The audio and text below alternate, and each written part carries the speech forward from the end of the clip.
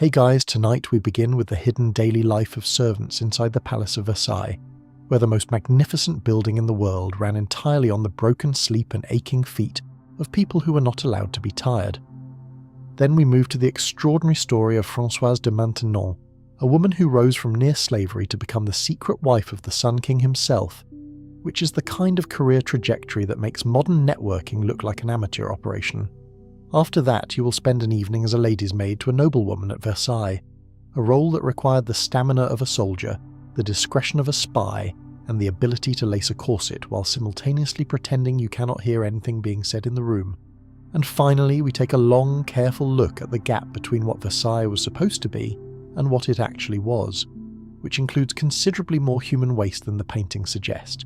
So before you get comfortable, take a moment to like the video and subscribe, but only if you genuinely enjoy what I do here, and let me know in the comments where you are tuning in from and what time it is. I always like seeing where in the world people are watching from. Now dim the lights, maybe turn on a fan for that soft background hum, and let us ease into tonight's journey together.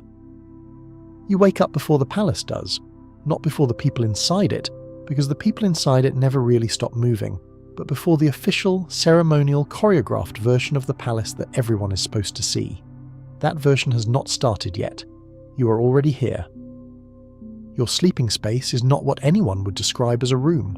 It is a portion of a room, a corner, a closet-sized alcove tucked behind a staircase in one of the inner service wings of the Palace of Versailles. The ceiling is low, the walls are close. There is a pallet on the floor that has decided over the course of many years to become approximately flat, and a thin blanket that is doing its honest best under difficult circumstances. You have slept in this space for long enough that you have stopped noticing the smell. Visitors notice it.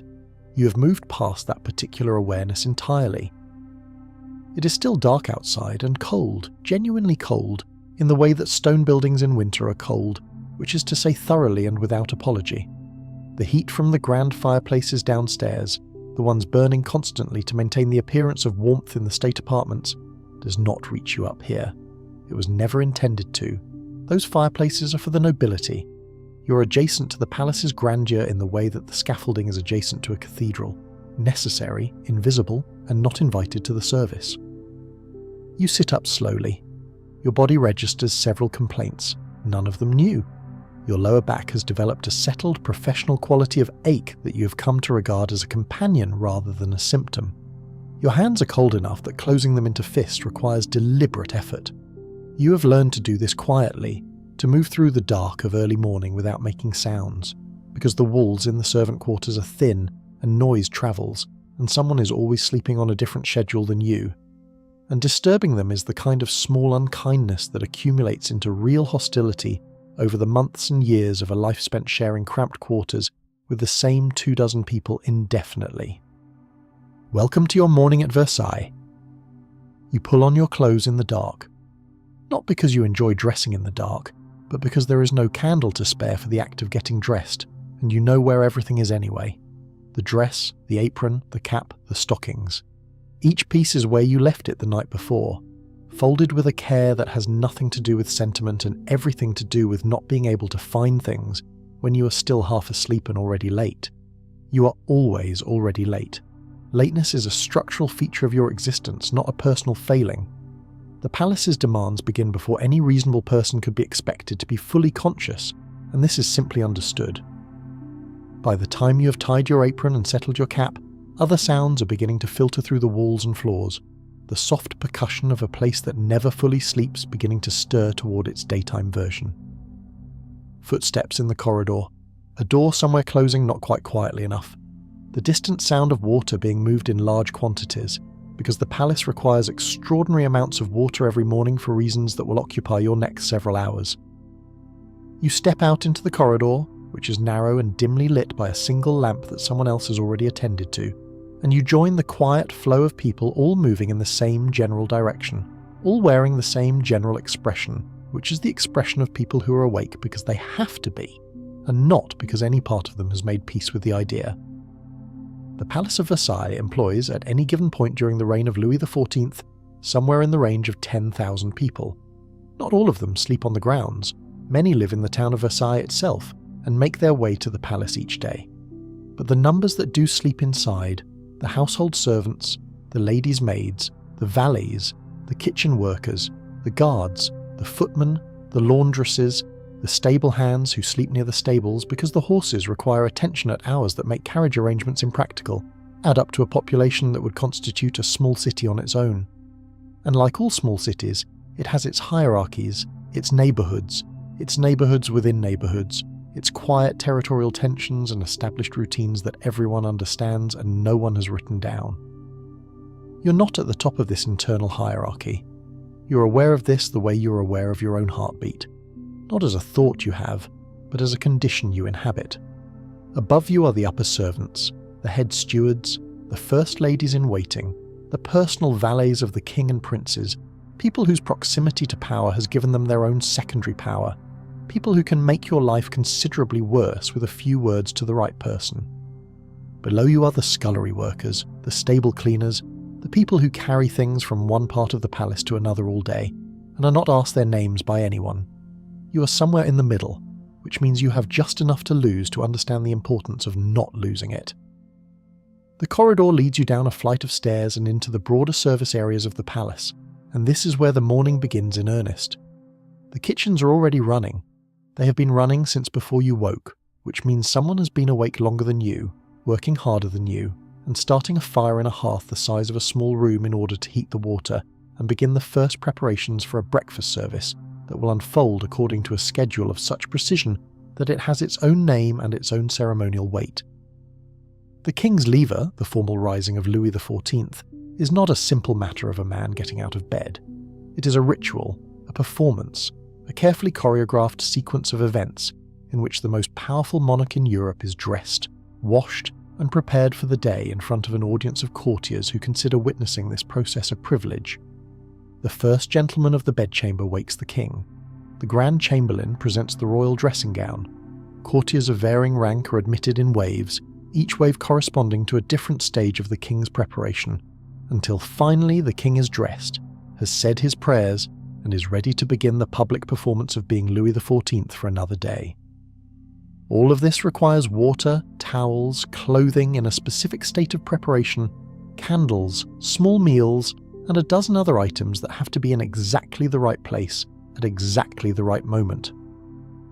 And getting them there is your work, and the work of everyone moving quietly and quickly through the service corridors of the palace right now, carrying things. You're carrying things. You're almost always carrying things. The weight and the distance vary, but the fundamental reality of your existence at Versailles is that objects need to be where they are not, and you are the mechanism by which they get there. Water pitchers, clean linens, covered trays, firewood, candles, chamber pots, all of it moves through the palace on the arms and backs of people like you, and none of it pauses for your feelings about the matter. The service corridors are a world within a world. They run parallel to the grand state rooms and galleries, connecting the visible, gilded face of Versailles to its working interior, and they are nothing like the state rooms in any way that matters. Where the grand apartments have marble floors and painted ceilings, and enough gold leaf to supply a small country's economy, the service corridors have stone floors that are cold in winter and still cold in summer, low ceilings, occasional hooks for hanging equipment, and the smell of an enclosed space used by too many people for too many years. The chandeliers that light the Hall of Mirrors are cleaned and maintained by people who access them through these corridors. The art that hangs in the king's apartments is dusted by people who know the service entrance to every room. You know this palace from the back, which is to say, you know it better than anyone who only sees the front. There is a specific education that the palace provides to everyone who works inside it, one that no document describes and no supervisor explains. It is the education of proximity to power, and it is absorbed through observation the way children absorb language, not by being taught its rules, but by being immersed in its practice until the rules become reflexive. You learn what power looks like when it is moving through a room.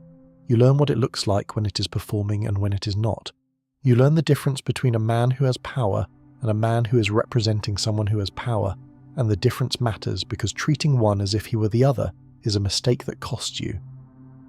This education does not make you powerful, but it makes you competent in a particular way that is difficult to explain to people who have not had it. You understand the grammar of hierarchy, as it is actually spoken rather than as it is formally written, and the gap between those two things is where most of the actual decisions happen. The formal hierarchy says who outranks whom. The actual hierarchy, as practiced in the corridors and antechambers and service passages of Versailles, says who has the ear of whom, who owes what to whom, whose favour is currently worth seeking, and whose is currently best avoided. You know this map. You carry it in your head the way you carry the map of the service corridors, without effort, updated continuously from observation. The question of what you will do with this knowledge is one that most servants at Versailles never have occasion to answer. The knowledge is not, for most people in your position, actionable in any direct way. You cannot leverage your understanding of court dynamics to improve your own position in the way that a courtier might leverage theirs, because you are not a courtier, and the tools available to courtiers are not available to you. What you can do is navigate the servant hierarchy of the palace with a precision that someone without your observational practice would not have, finding the small advantages, avoiding the small dangers, maintaining the relationships that matter within your own sphere. This is not nothing. In a life defined by constraints, the ability to navigate them skillfully is one of the real freedoms available. The laundry is another world within the world of the palace's service, and it is one that rarely receives the attention it deserves when people think about what Versailles required. The quantity of linen used and therefore required to be cleaned at the palace is not a number that is easy to hold in the mind. The king's own table linen alone, the cloths and napkins used at the royal table, and replaced with fresh ones at every meal, constitutes a quantity that requires a substantial operation to manage. The bed linens, the servants' linens, the linens used in the preparation of food, the linens involved in the hundreds of daily functions of a household of this size, all of it passes through the laundry, which is staffed by women who work in conditions that are simultaneously hot and damp and cold, depending on the season and the time of day, who handle quantities of wet fabric that require physical strength and produce, in the long term, particular damage to hands and wrists and backs. The laundresses are not at the bottom of the servant hierarchy, because there is no real bottom, only an endless subdivision of tasks and positions that mirrors the hierarchy of the court above it. But they are toward the lower end, and the conditions of their work are among the harsher ones available at Versailles. They do not complain about this. Complaining is not a functional tool in the servant economy of the palace. You do the work that is your work. You maintain the relationships that help you manage it. You accumulate the unofficial compensations that offset the official inadequacies of the arrangement. And you endure, which is to say you continue, which is to say you're present tomorrow and the day after, which is what the palace requires and what, in the absence of better options, you provide. The gardens of Versailles require their own army of workers.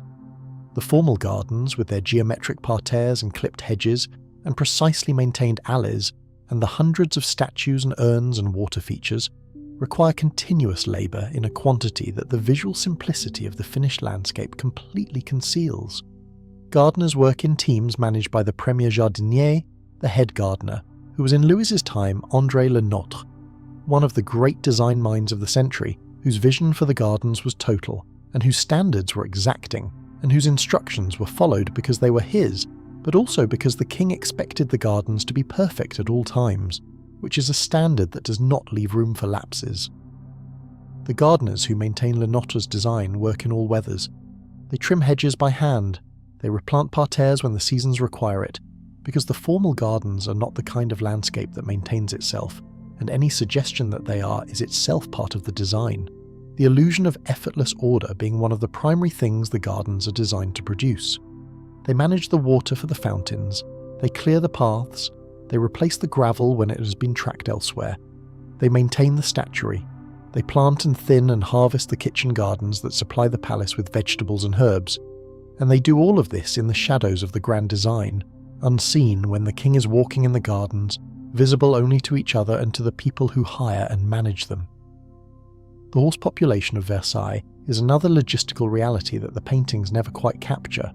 The palace maintains stables of extraordinary scale, the Grande Écurie and the Petite Écurie, which together house several hundred horses and are staffed by a proportional number of grooms, coachmen, blacksmiths, saddle makers, farriers, and the various other specialists that a working stable of this size requires. The horses are essential to the functioning of the court, because the court moves, regularly, between Versailles and Marly and Fontainebleau and Saint-Germain and various other locations, and because hunting is a central feature of court life, and because the carriages that take members of the court wherever they need to go are drawn by horses and require horses to be constantly maintained, trained, shod, fed, watered, and managed. The smell of several hundred horses in stables adjacent to the palace is another of the sensory realities of Versailles that the official image does not acknowledge. The stables are some distance from the main palace building, which is a design choice that reflects an understanding of exactly this problem. But the palace's grounds are large, and several hundred horses produce a quantity of material that the best management in the world cannot fully neutralize. Versailles, considered honestly, smelled of horses in the outdoor spaces the way it smelled of candle smoke and unwashed people in the indoor ones, and the perfumes of the court were doing battle on multiple fronts simultaneously. You have stopped noticing most of these smells. This is one of the adaptations of long residence that you would not have predicted. The human nose is capable of extraordinary adjustment, and what was once an assault becomes, in time, simply the condition of the place, as unremarkable as the stone walls or the sound of footsteps in the corridor. Visitors notice. You did too once. You carry the memory of noticing, which is different from the experience of it. There are days when something cuts through the adaptation, a specific combination of smells that arrives at a specific moment in a specific way and reminds you briefly that this place is stranger than habit has made it seem. A summer afternoon when the gardens are in full sun and the fountain water is warm and the hedge clippings are fresh and the stables are downwind, all of it arriving together in a moment that is simultaneously magnificent and absolutely not what the paintings suggest. You register it, you carry the water pitcher, you continue. You make your first delivery of the morning without incident, which is the best possible outcome and the only one you were hoping for. An incident would mean something broken, something spilled, something in the wrong place at the wrong moment, something that draws attention in a palace where drawing the wrong kind of attention is among the more reliable routes to unemployment. You have been here long enough to understand that invisibility is a skill, and that maintaining it requires active effort every hour of every day. The morning unfolds in layers. The kitchen sends up its first trays. The fireplaces in the staterooms need attending before anyone of rank is awake enough to notice whether they are attended. Candles need replacing in the corridors and antechambers, because the palace burns through candles the way a river burns through water, continuously and without particular concern for what it is costing. The leftover candle stubs are, officially, a perquisite of the servants who replace them, one of the small unofficial compensations that offset the official wage, which is not generous. The candle stubs are sold. Everyone knows this. No one discusses it. This is one of the many arrangements at Versailles that exist in the comfortable space between policy and practice. By the time the palace's official morning is underway, by the time the courtiers have gathered in the antechambers and the lever of the king is proceeding with its elaborate formality, you have already been working for several hours. Your feet have registered this information. They are not happy about it, but they have submitted to the reality of the situation with the resigned professionalism of feet that have been doing this for years. The grand apartments fill with people, courtiers in their finery, their wigs powdered, their coats embroidered, their expressions arranged into the appropriate combination of deference and ambition that life at Versailles demands. You move through them carrying a covered tray, and they do not look at you. Not because they dislike you, not because they are consciously dismissing you, but because looking at you would require acknowledging that the thing they just witnessed, the magical appearance of refreshment and warmth and order in this enormous palace, was produced by actual human effort, and that acknowledgement would be inconvenient. So they look through you. You have stopped having feelings about this. It took a while, but you got there. The hierarchy of the court is a thing of genuine complexity. There are dukes and princes who would sooner die than yield precedence to a duke of slightly lower rank at a doorway. There are arguments about who stands where during royal meals that have consumed years of diplomatic energy. There are rules governing who may speak to whom first, who may sit in the presence of who may wear which colours, who may use which entrance to which room. The entire social machinery of the French court is devoted to the precise calibration of status, and it operates with a seriousness of purpose that would be almost impressive if it were not simultaneously so completely insane. You exist outside this system and inside it at the same time. Outside it because none of its categories apply to you. You're not competing for position at court. You do not have a rank that needs defending. The question of whether a duke must bow first or second to a prince is simply not a question that touches your life in any direct way. But inside it, because the system's obsessions determine your entire working reality, the duke's precise rank determines which room he sleeps in, which rooms you must service, which items must be available to him at which hours, and which of your colleagues is responsible for each task. The court's hierarchy is your management structure, felt from below.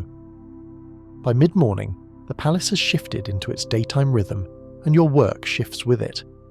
The morning's urgent preparations give way to the grinding middle work of the day, more carrying, more cleaning. The state rooms require continuous maintenance, not because they are used hard, but because an idle room in the Palace of Versailles still needs to be perfect every moment in case the king or a significant courtier passes through. Dust is not tolerated. Disorder is not tolerated. A candle that has burned down to a stub that is too short to look dignified must be replaced before anyone important sees it. These standards do not relax because you are tired.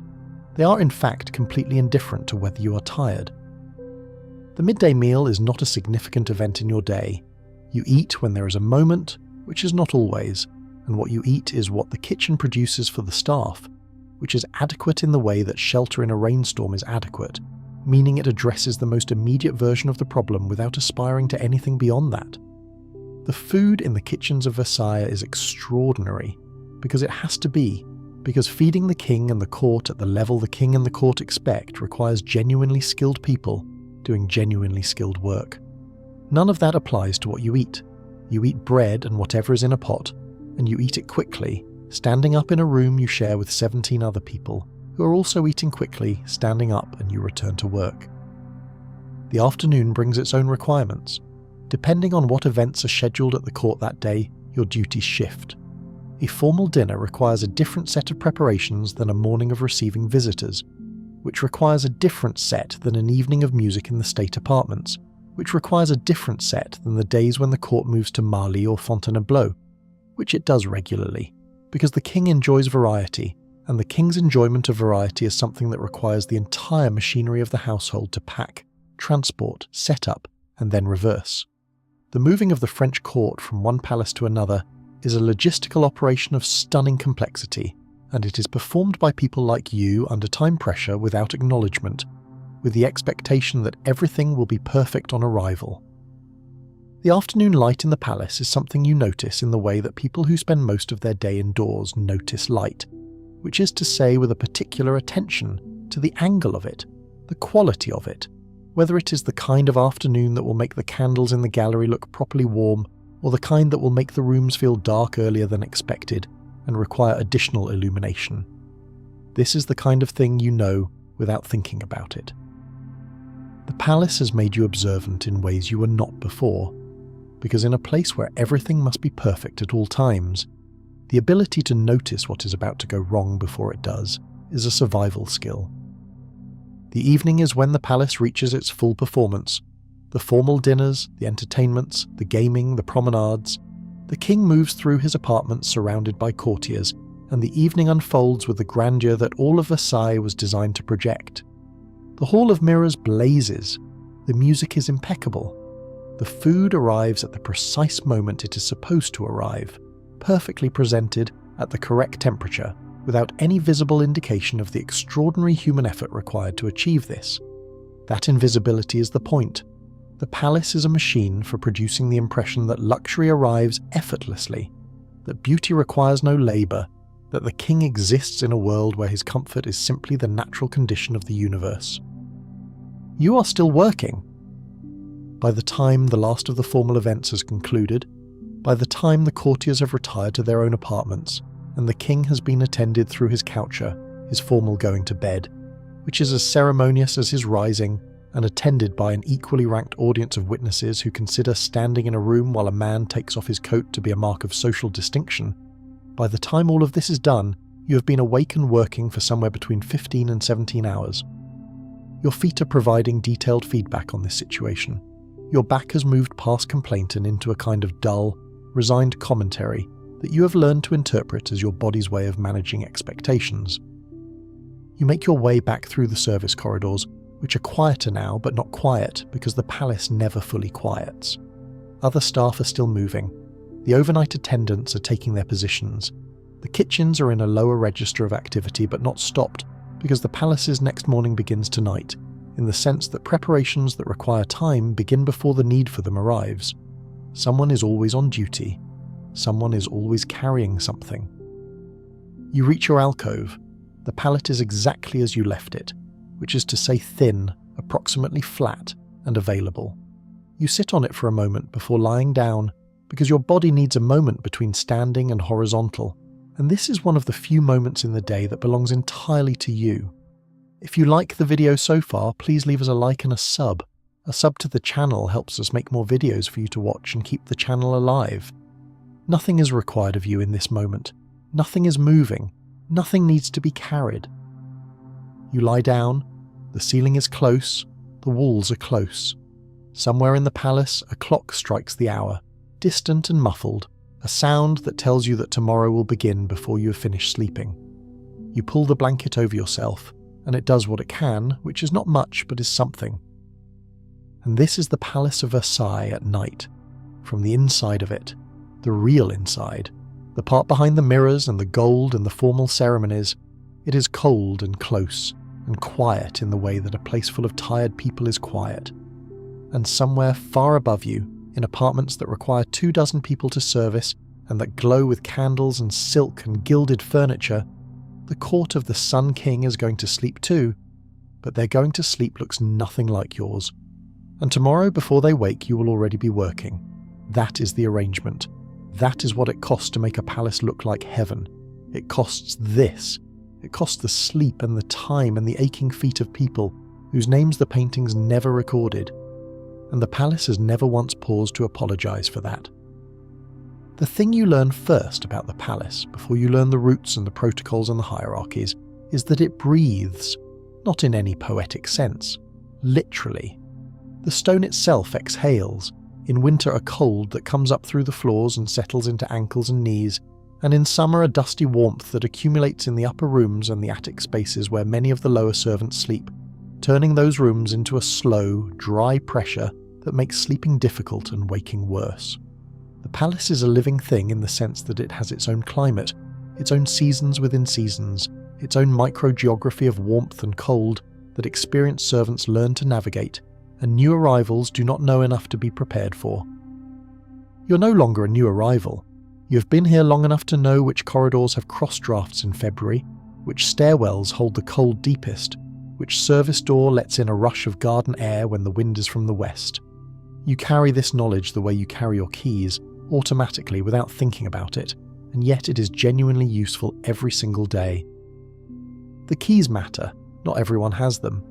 The possession of keys at Versailles is a marker of position and trust in the hierarchy of service, and the specific keys you carry tell you and everyone else exactly where you belong in the arrangement of the place. The key to the service pantry, the key to the linen stores, the key to the room where the good candles are kept, as opposed to the room where the candles for everyday service corridors are kept, which are not as good, a distinction you're expected to enforce without being told to enforce it. Because understanding the difference between the things that are for the court and the things that are for the people who serve the court is one of the foundational competencies of the role. You're aware that carrying keys is a form of power, a small form, a form bounded entirely by the specific locks those keys open and no others, but real within its boundaries. A servant with keys to a room that another servant needs access to has something. It is not much, but at the bottom of an enormous hierarchy, even small somethings register. The pantry is one of your responsibilities, and one of the more interesting windows into the actual logistics of maintaining Versailles. The quantities of food and drink that flow through this palace every day are, by any reasonable standard, staggering. The court dines in layers, as you know, the king's table at the top, then the tables of the princes and great officers of the household, then the tables of lesser courtiers, then the tables of the upper servants, then the tables of the lower servants, each layer receiving food that has been prepared in the same kitchens but allocated according to the rigorous social mathematics of the court. What remains after the upper tables are served goes down the chain. This is the system. It has always been the system. What this means in practice is that by the time food reaches the lower levels of the serving hierarchy, it has travelled some distance, in both physical space and in time from when it was made. The kitchens are not always close to where the food needs to go. The palace is large. The corridors are long. The dishes that arrive at the king's table in a state of ideal temperature and presentation are the result of an extraordinary coordination of timing and effort. The dishes that arrive at your table have experienced somewhat more of the journey. You eat them anyway, because this is a job, and you are here, and hunger is a consistent presence that does not wait for ideal conditions. You learn to eat quickly. Everyone in the servant quarters learns to eat quickly. Meals are not events here. They are maintenance, fuel, the brief interruption of physical depletion that allows you to continue being useful. You sit, you eat what is in front of you, you finish before anyone has suggested that time is up, and you return to work. The rhythm of this has become so embedded in your daily life that eating slowly, eating with attention, eating as something other than a functional transaction, feels vaguely foreign to you now, like a language you used to speak and have lost some fluency in. There is food that does not officially belong to you that sometimes ends up in your possession. This is not discussed openly, but it is understood broadly. The kitchen hierarchy has its own economy of unofficial perquisites, just as the candle system does, and these arrangements are old enough to have the quality of tradition rather than transgression. A cook who has prepared a large quantity of something and has a quantity remaining that is not going to travel well may look away when a servant takes some. A pastry that did not survive transport with its presentation intact may find its way into an apron pocket. These things happen. Everyone knows they happen. No one acknowledges them directly because acknowledging them would require addressing them, and addressing them would mean losing a system that currently benefits enough people in enough small ways that disrupting it would create more problems than it solved. You have had your own small negotiations with this system. You have not taken things you should not have taken. You have also not looked particularly hard at moments when something was available and no one was watching. This is one of the many calibrations of daily life at Versailles that do not appear in any official document and that you have never been formally instructed in, but that are as real a part of the workplace as the official duties listed nowhere, because everything is transmitted through observation, through the watching of what other people do and the slow accumulation of an understanding of what is acceptable and what is not. What is not acceptable is very clearly marked, not by any posted rule, but by the speed and completeness of the consequences when a line is crossed. A servant who takes something significant, who is seen to take it, who cannot plausibly be excused or overlooked, is gone. Not gradually, not after a process. Gone in the way that a servant who was present on Tuesday is absent on Wednesday, and the subject of their absence is not raised in any room you are part of because the fact of their absence is itself the lesson. You have seen this happen twice. Both times you understood immediately what had happened and what it meant and what it required of you, which was to continue your work with exactly the same expression as before, adjusted for nothing, registering nothing, carrying the water pitcher to wherever the water pitcher needed to be and returning for the next thing. The palace continues. It always continues. This is not cruelty. It is simply the condition of working in an institution this large with this much to protect, where one person's disruption is managed by removing the disruption and resuming the rhythm. You are part of the rhythm. You do not disrupt the rhythm. The winter days are the hardest, not because the cold is unbearable, which it sometimes is, but because the combination of cold and reduced daylight and the unvarying nature of the work creates a sameness that accumulates into something heavier than any individual bad day. You wake in darkness. You work through the brief light of a short winter day. You work on into the darkness of evening.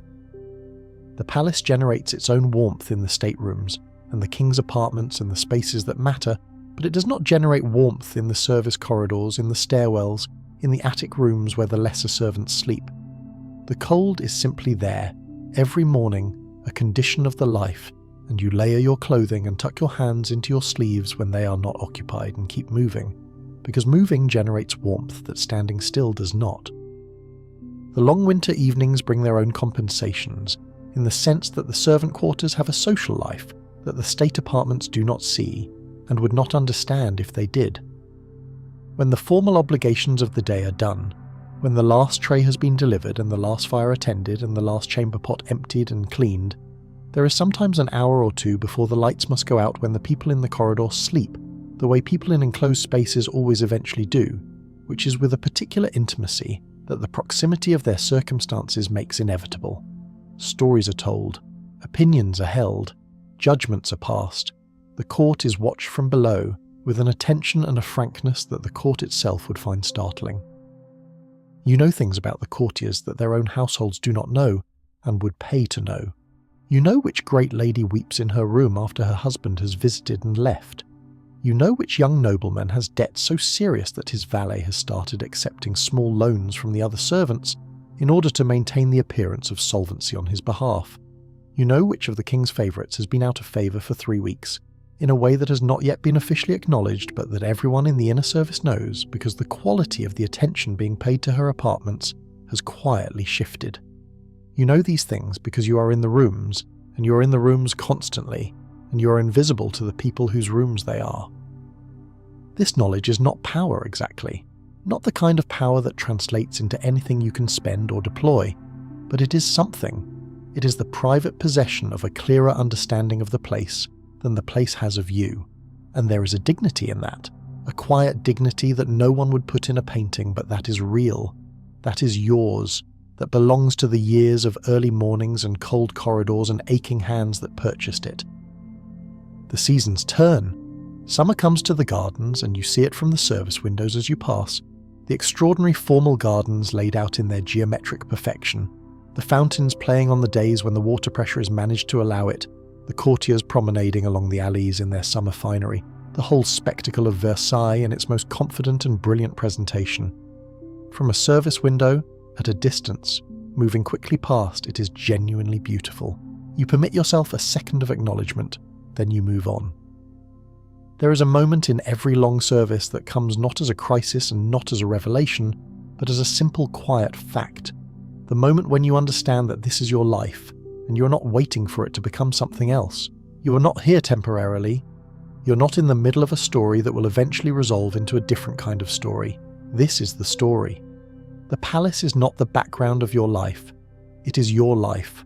From the cold alcove at 4 in the morning to the last attended fire at midnight, from the first water pitcher of the day to the last emptied pot of the evening. All of it is yours.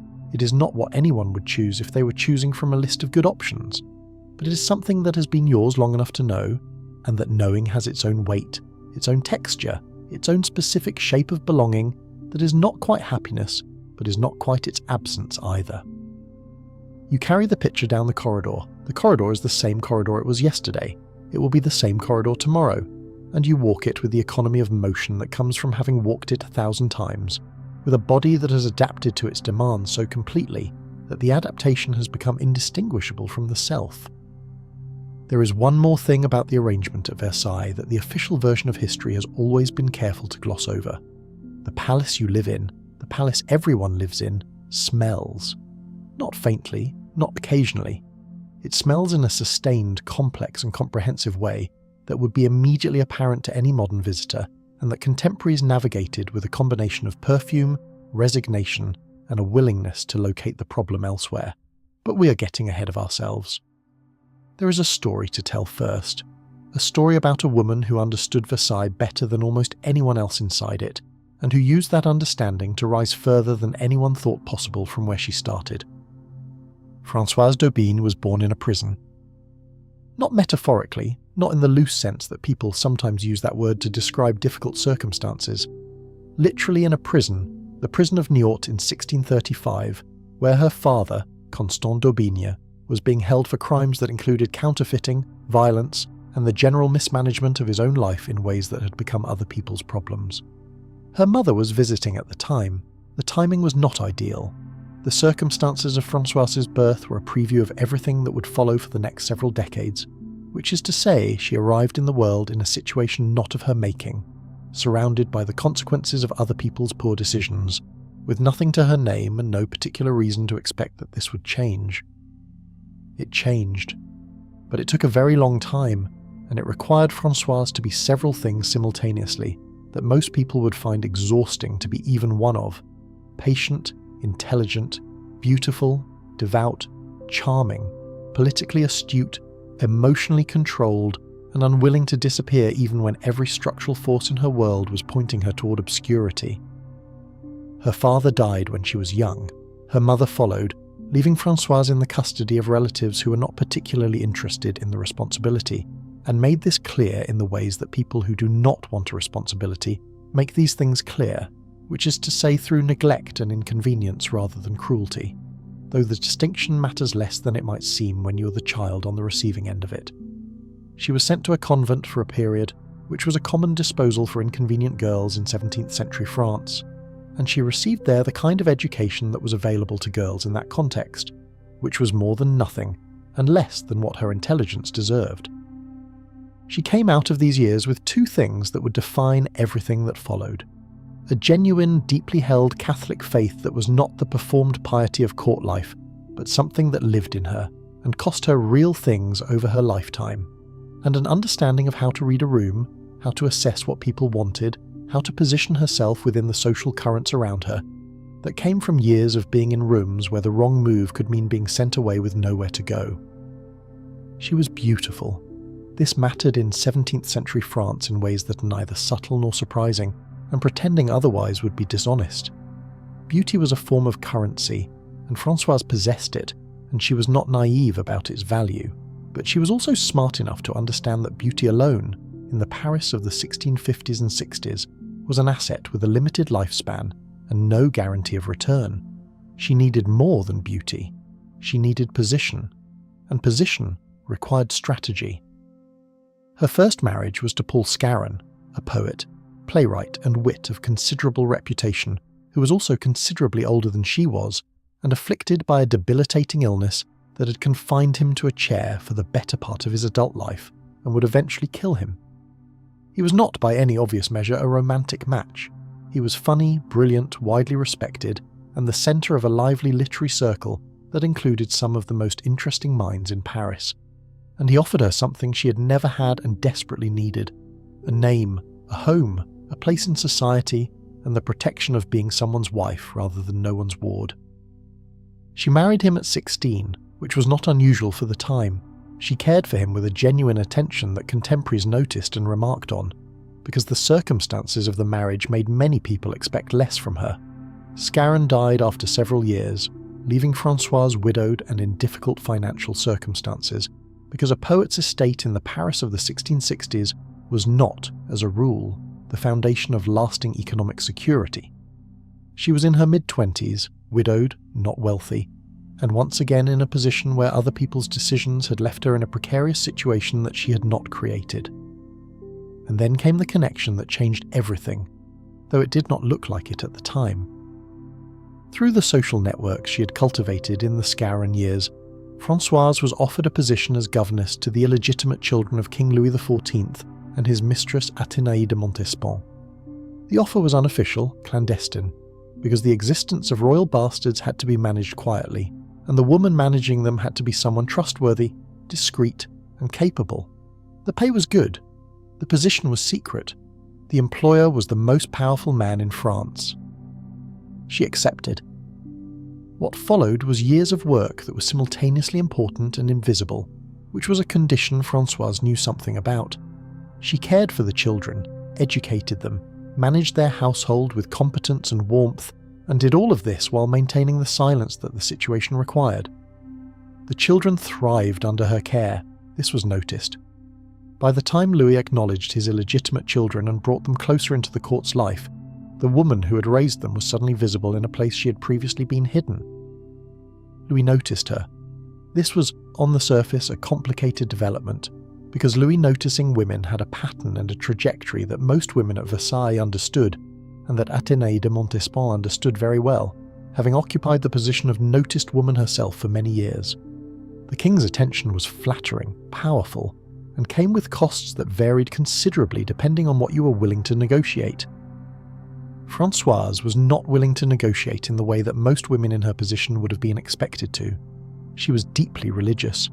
She believed in the moral framework she had built over her difficult years, and she was not prepared to set it aside even for the most powerful man in Europe, who was also by this point genuinely fascinated by her, perhaps in part because she was not immediately available in the way that power usually made women available to him. Their relationship developed slowly. Louis found in her a quality he rarely encountered at Versailles, which was honesty. The court of the Sun King was a place of extraordinary performance, where everything was managed, presented, filtered through layers of protocol and self-interest. Françoise spoke to him plainly. She disagreed with him when she disagreed. She did not arrange herself into the shape she thought he wanted. She was, in a court devoted to calculated impression management, genuinely herself, and this was, for Louis, extraordinary. Athénée de Montespan watched this development with the attention it deserved, which was considerable. She had been the most powerful woman at Versailles for years, had borne Louis 7 children, and had shaped the social and cultural life of the court in ways that were real and lasting. She was intelligent, beautiful, magnificently imperious, and she could see exactly what was happening in front of her. The woman she'd hired to care for her children was replacing her in the king's affections. History does not record how she felt about this with any precision, but the word that suggests itself is not grateful. The shift in the king's attention was gradual, then unmistakable, then official in every way that mattered, even though it could never be official in the ceremonial way. Athénée lost her position. Françoise gained something that had no formal name, because what she had become was something Versailles had never formally accommodated. In 1683, the Queen, Maria Theresa of Spain, died. Louis was 54 years old, recently widowed, and deeply attached to the woman who had been his companion and increasingly his moral anchor for years. He could have taken another official mistress, which was the expected pattern. He could have remarried for political advantage, which was the expected option for a king. He did neither.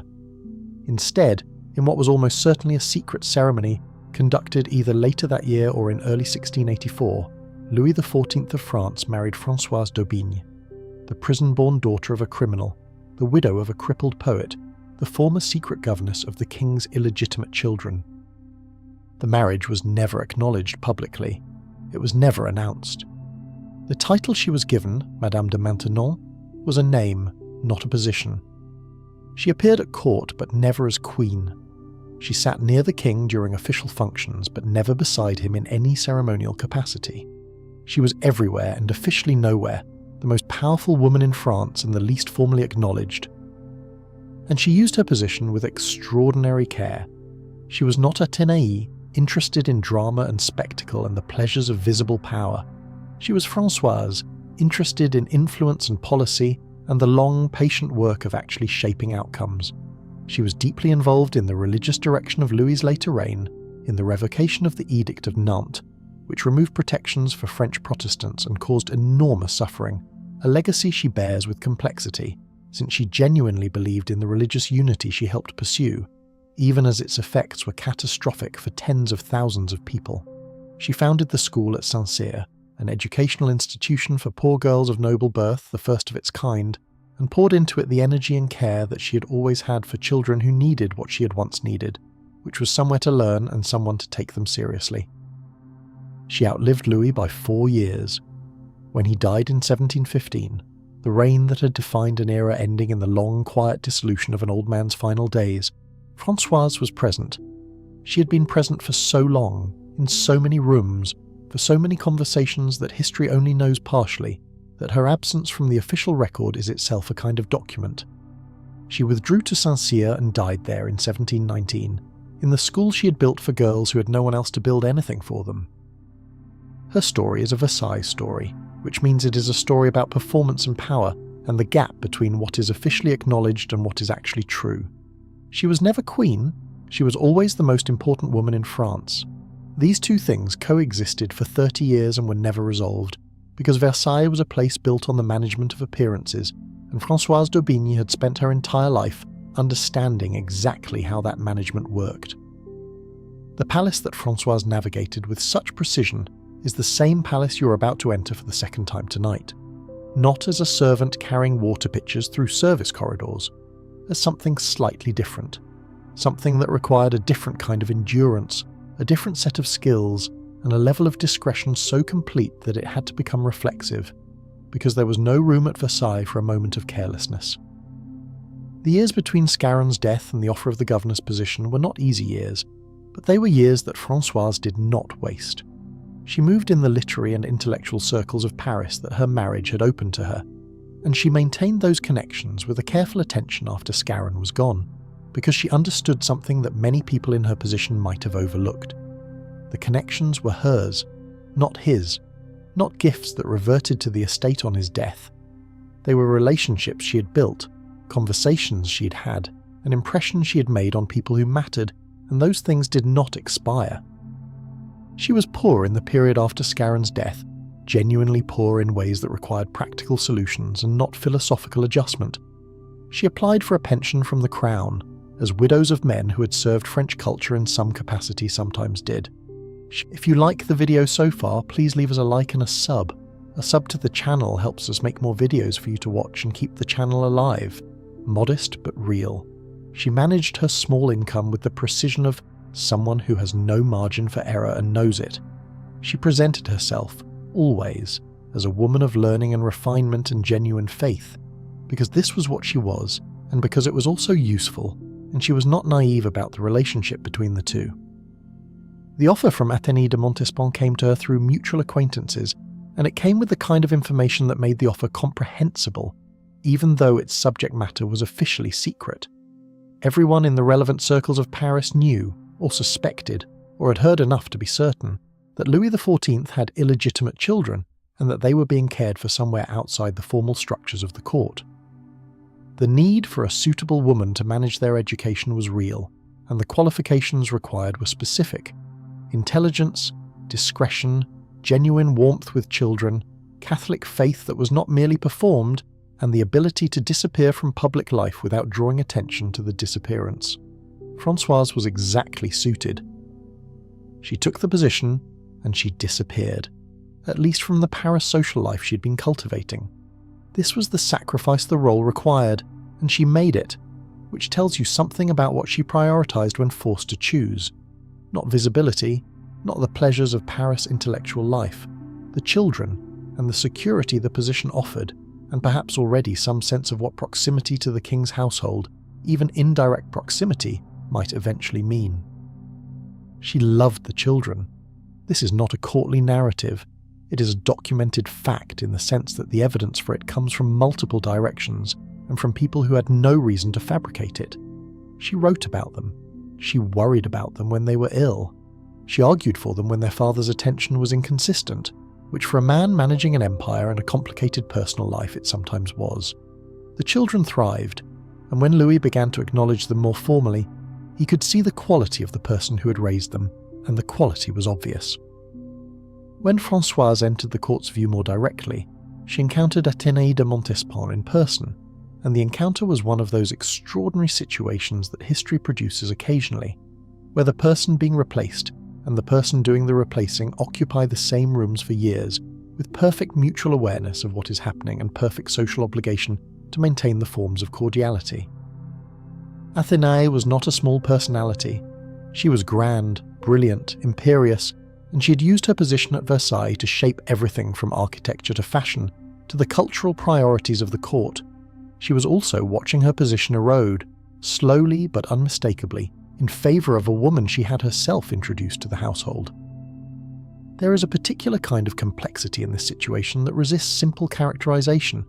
Athénée had power and used it in ways that left real traces. She also lost power in a way that was genuinely humiliating, and that she experienced over many years rather than in one clean event. Françoise navigated the transition with a care that was perhaps diplomatic, and was perhaps also simply the behaviour of a woman who had never had security and was not going to risk what she had found by behaving badly towards someone who still had connections, still had children who were the king's children, still had a history with the man who made all decisions. Louis himself in this period was a man in his 40s and then his 50s who was navigating the distance between who he had been and who he was becoming. He had been a young man of extraordinary energy and appetite, a king who had commanded armies in person and ridden and hunted and danced and performed in court ballets and accumulated mistresses and children with the confidence of someone who had never been told no and saw no reason to start being told it. He was becoming something different, older, more devout in the specific way that powerful men sometimes become devout when they begin to think about consequences that operate on a longer time horizon than political ones, more serious, more concerned with legacy and with the soul that Françoise was, gently and without pressure, consistently reminding him to consider. She never pushed. This was by every account central to her effectiveness. She did not lecture. She did not deploy her faith as a weapon or a demand.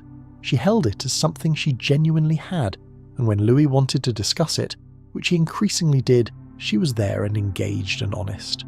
And when he did not want to discuss it, she talked about other things, or listened, or was simply present in the way that a person who genuinely enjoys someone's company is present, without an agenda attached to the enjoyment. The revocation of the Edict of Nantes in 1685 is among the most contested parts of her legacy, and it should be. The edict had given French Protestants, the Huguenots, a degree of legal protection and religious freedom since 1598.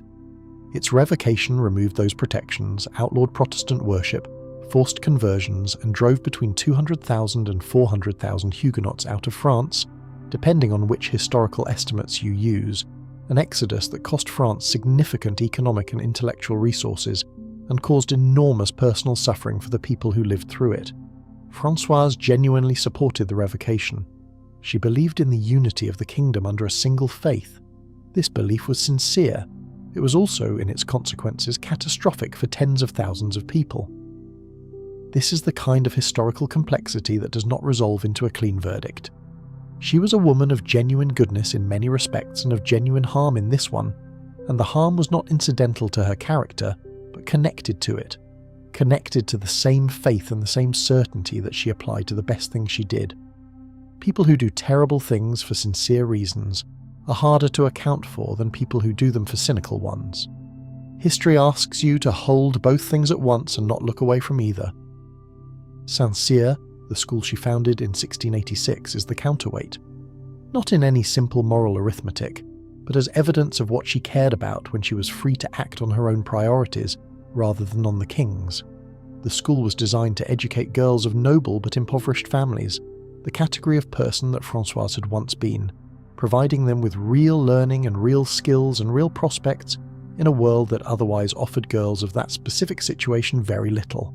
She was involved in it personally, visiting, corresponding, managing, caring about it, with an attention and a love that is evident in everything she wrote about it. She cared about these girls the way she'd cared about the king's children, which is to say genuinely and with the full weight of a person who knew what it cost to be young and female and without resources in a world not designed for your success. When Louis died, the long death of a very old man who had been the centre of everything for so long that his declining was a kind of slow collapse of an era, Françoise was present. She had been present for so long.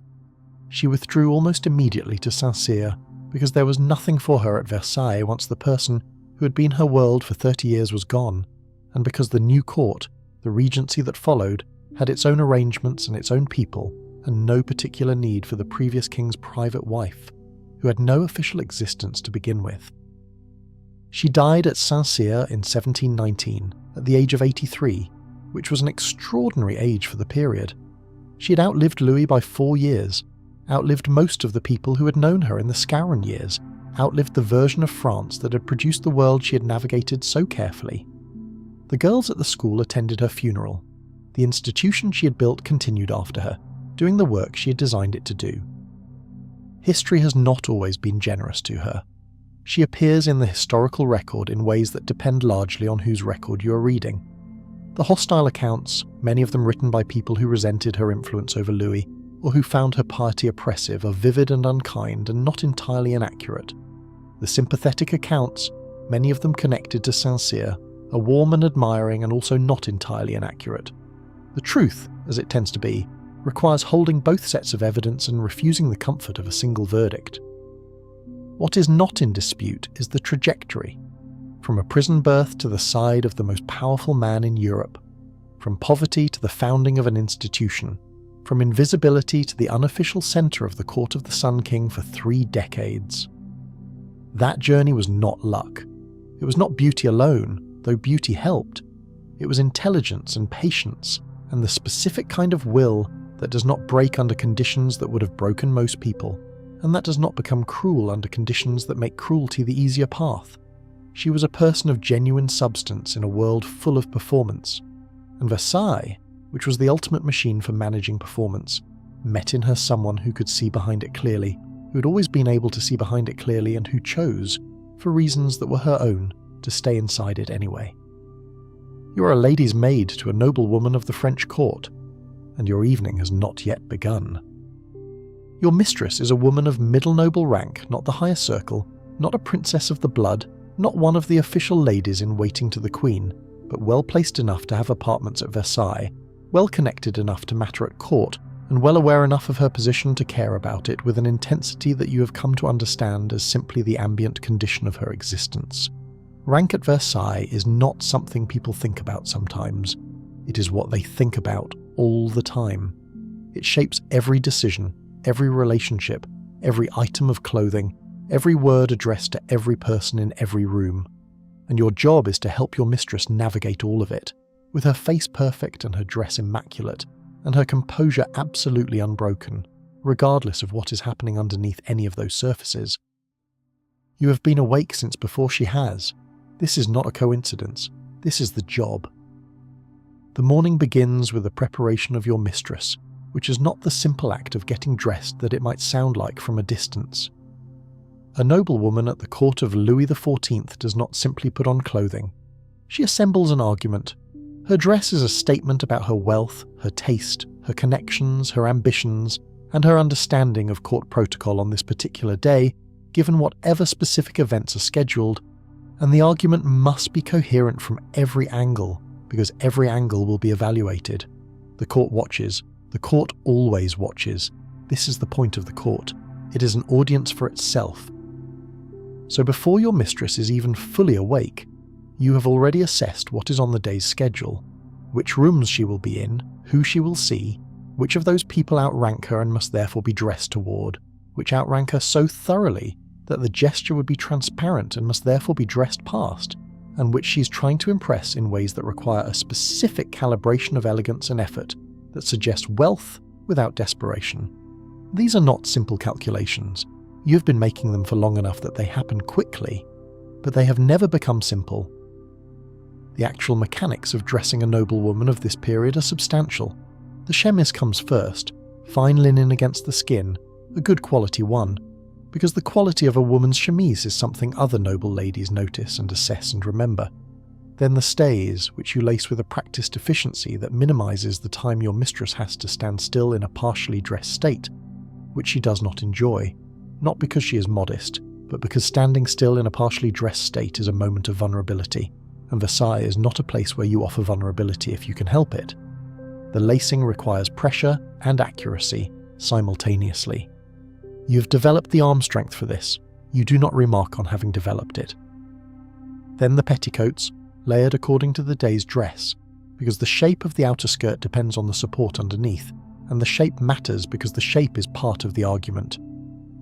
Then the robe, the main gown, manoeuvred over and around the structure below with a care that is also speed, because your mistress does not enjoy standing too long in any phase of the process, and the whole operation needs to proceed with a fluency that suggests effortlessness, even when the specific combination of garments you're working with is less cooperative than it could be. Then the hair. This is its own separate operation, and in a period when the fashionable hairstyle requires considerable height, considerable artifice, and considerable time to produce, it is an operation that demands both skill and patience, and specifically your patience, because your mistress may be still or she may not be, depending on her mood and what news has already reached her this morning, and whether the letters that arrived are the kind that improve a person's temperament or the other kind. You learn to work through the not still version. You learn to read the tension in her shoulders and adjust your pressure accordingly.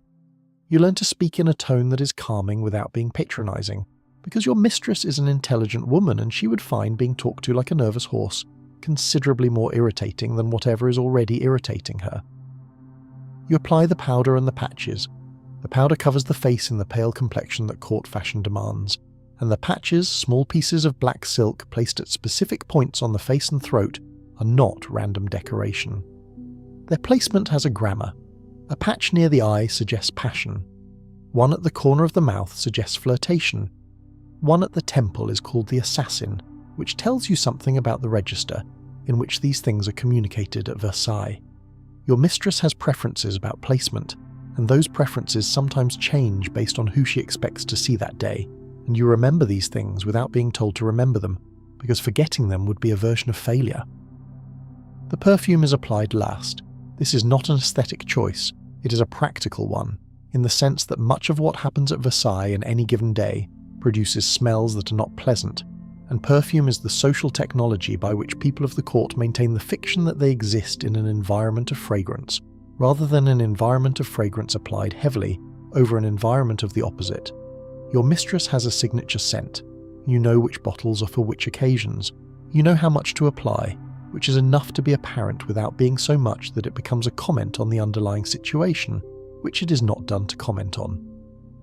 By the time your mistress is fully assembled, which is to say by the time she is the version of herself that Versailles requires her to be, you have been working for 2 hours or more, depending on the complexity of the day's demands. She looks at herself in the mirror. You stand slightly behind and to the side, not in the reflection, because the reflection belongs to her. She makes small adjustments, a tilt of the head, a reassessment of the patch placement, a moment of consideration about whether the sleeves are sitting correctly. You make the corresponding adjustments without being asked, because being asked means you should have noticed sooner. She's ready. This means your visible role in her morning is complete. It does not mean your work is complete. It means your work is changing form. The court day unfolds and you follow, not beside her, not behind her in any formal way, but available, which is a specific mode of presence that requires you to be near enough to respond immediately to any requirement while being far enough back to not be visibly hovering, which would be awkward for your mistress in a social environment where the management of appearances is the primary activity.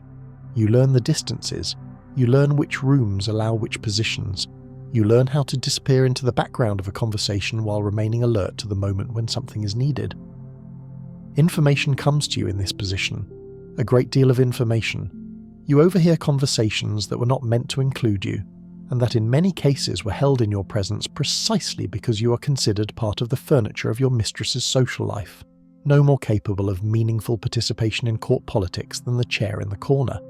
This is an error that works consistently in your favour. You hear things. You hear who is disfavoured and who is rising. You hear which marriages are being arranged and which alliances are fraying.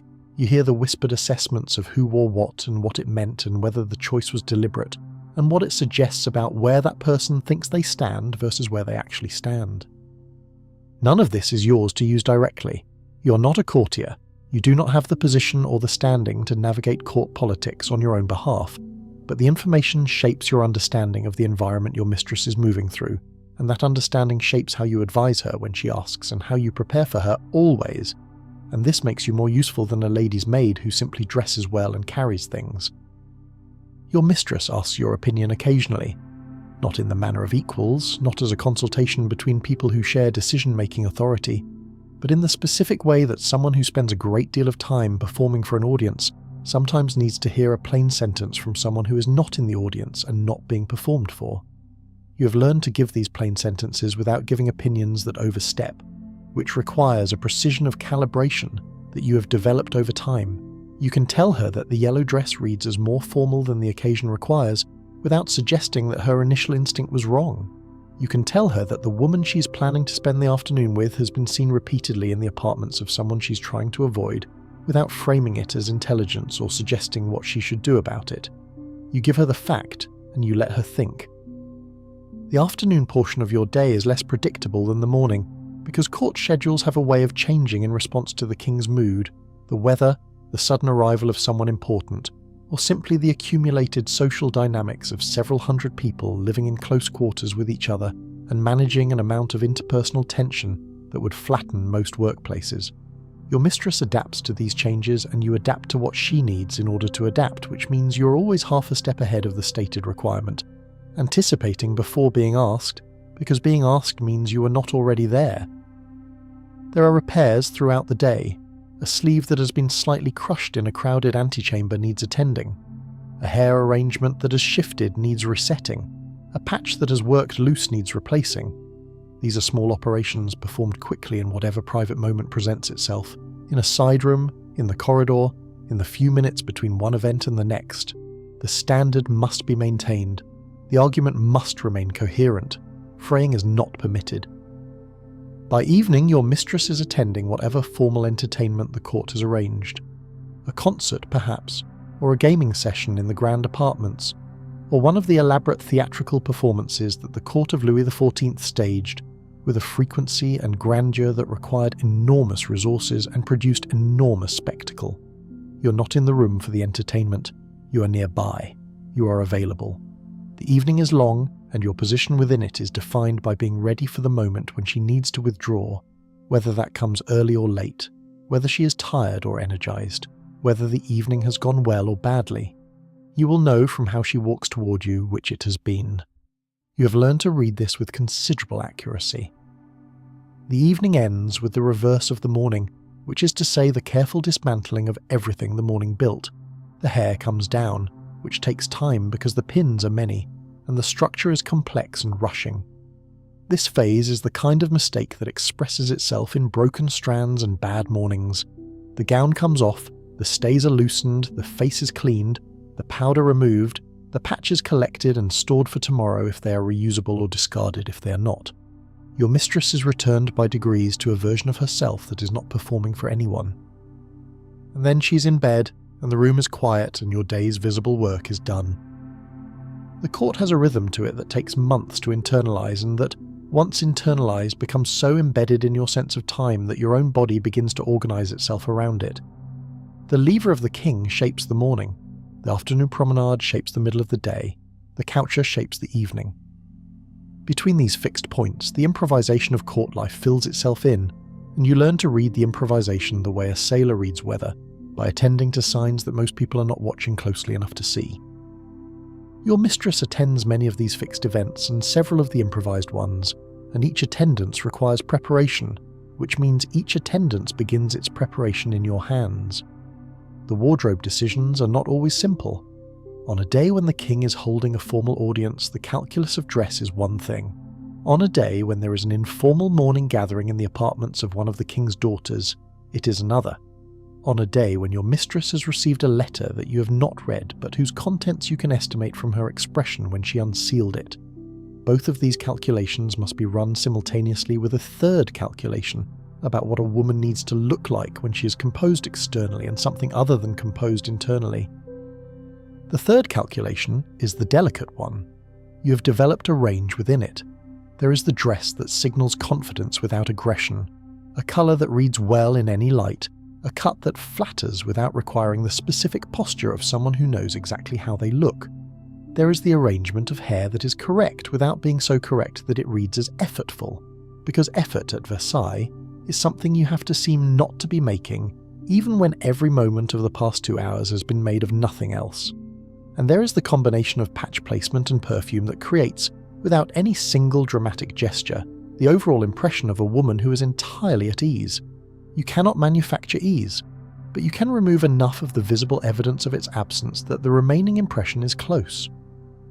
Your mistress does not always want your opinion, and you have learned to distinguish the requests that are genuine from the requests that are an invitation to confirm what she has already decided. The genuine requests are less common and more important. When she actually wants to know what you think, which happens in the particular quieter moments before a situation she's uncertain about, the request comes differently, a pause rather than a question, a look rather than a word, and then, because she's been with you long enough to trust the specificity of your attention, an actual question that expects an actual answer. You have given answers that she did not like. Twice you have told her that the information she had received about a specific person was incomplete in a way that mattered, and twice she had received this with a silence that was not comfortable, and then had done what you suggested she consider doing, and both times it had been the right thing. This is the economy of your professional relationship with her, a credit established through accurate observation, useful when drawn on, requiring constant replenishment through continued accuracy. The court's attitude toward women like your mistress is a study in a particular kind of genteel pressure. She is noble, she has status, she has rank that requires acknowledgement and apartments that signal her position, and a wardrobe that communicates her resources. She's also dependent on the maintenance of that status, dependent on the management of the relationships that sustain it, dependent on nothing going very wrong for very long, without some avenue of recovery being available. Women of the middling noble ranks at Versailles are not poor, and they are not powerful. They exist in the specific social zone, where everything that matters has to be actively maintained, which is a different kind of pressure than either poverty or great power produces, and it produces a different kind of anxiety. You absorb some of this anxiety as a matter of professional necessity. Your mistress's anxiety is your information. It tells you what she needs before she can articulate it, and your job is to address the need before the articulation, because the articulation is the moment when the need is already pressing, and the best response would have been 10 minutes earlier. You are always trying to be 10 minutes ahead of the need. If you like the video so far, please leave us a like and a sub. A sub to the channel helps us make more videos for you to watch and keep the channel alive. There are days when this works perfectly and days when it does not. The days when it does not are the interesting ones in a way that the smooth days are not, because they tell you something about the nature of the situation that smooth days conceal. A morning when your mistress is more distracted than usual, when the hair arrangement requires 3 attempts rather than 1 because she keeps moving, when the choice of dress produces an unusual pause, this morning is telling you something. You attend to what it is telling you. You file the observation. You connect it to other observations from the days before, and when you have enough pieces that they form a pattern, you know the shape of the situation she is managing even if you do not know its specific content. The specific content is often not your business, and you do not seek it. You seek the pattern because the pattern tells you what kind of support the next week requires, and that is your actual responsibility. The rest belongs to her. The other ladies' maids are your social world in a specific and bounded sense. You see each other daily, you share the particular knowledge of your respective mistresses' household arrangements, you exchange the small change of information that helps everyone navigate the day. This is not gossip in the sense that carries moral weight. It is professional communication in a workplace, where the formal channels of communication are inadequate for the actual information requirements of the job. The household of a noblewoman at Versailles has formal structures and informal structures, and the informal structures do more actual work, and the ladies' maids and the valets and the senior servants are the people in whom the informal structures live. You have one colleague in particular whose company you value, a woman who has been at Versailles for several years longer than you, and who has the particular quality of observation that long experience in a complex environment produces. She does not tell you everything she knows, and you do not tell her everything you know, because neither of you is naive about the nature of information in this place, but you tell each other enough, carefully, to make both of your jobs more manageable. This is the most useful professional relationship of your working life, and it is conducted entirely in the margins of other obligations, in the corridor, in the brief wait outside an apartment door, in the few minutes between the conclusion of one thing and the beginning of the next. It has never been formally acknowledged. It does not need to be.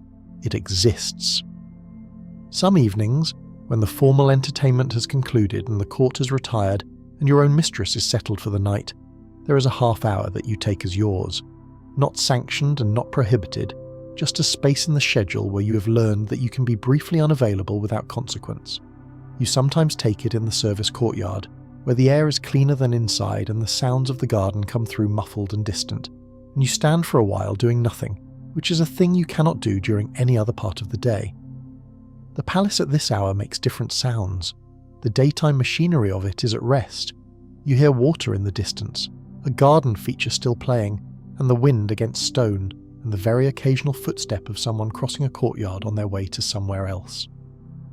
You allow yourself 15 minutes of being nowhere in particular, carrying nothing, responsible for nothing, not anticipating the next requirement, and then you go in and you prepare for the morning, because the morning comes at a consistent pace regardless of your feelings about it, and the preparation for it is also your job.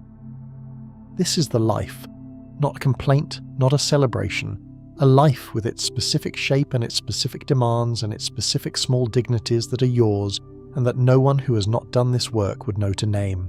You know them, they are yours, they are enough.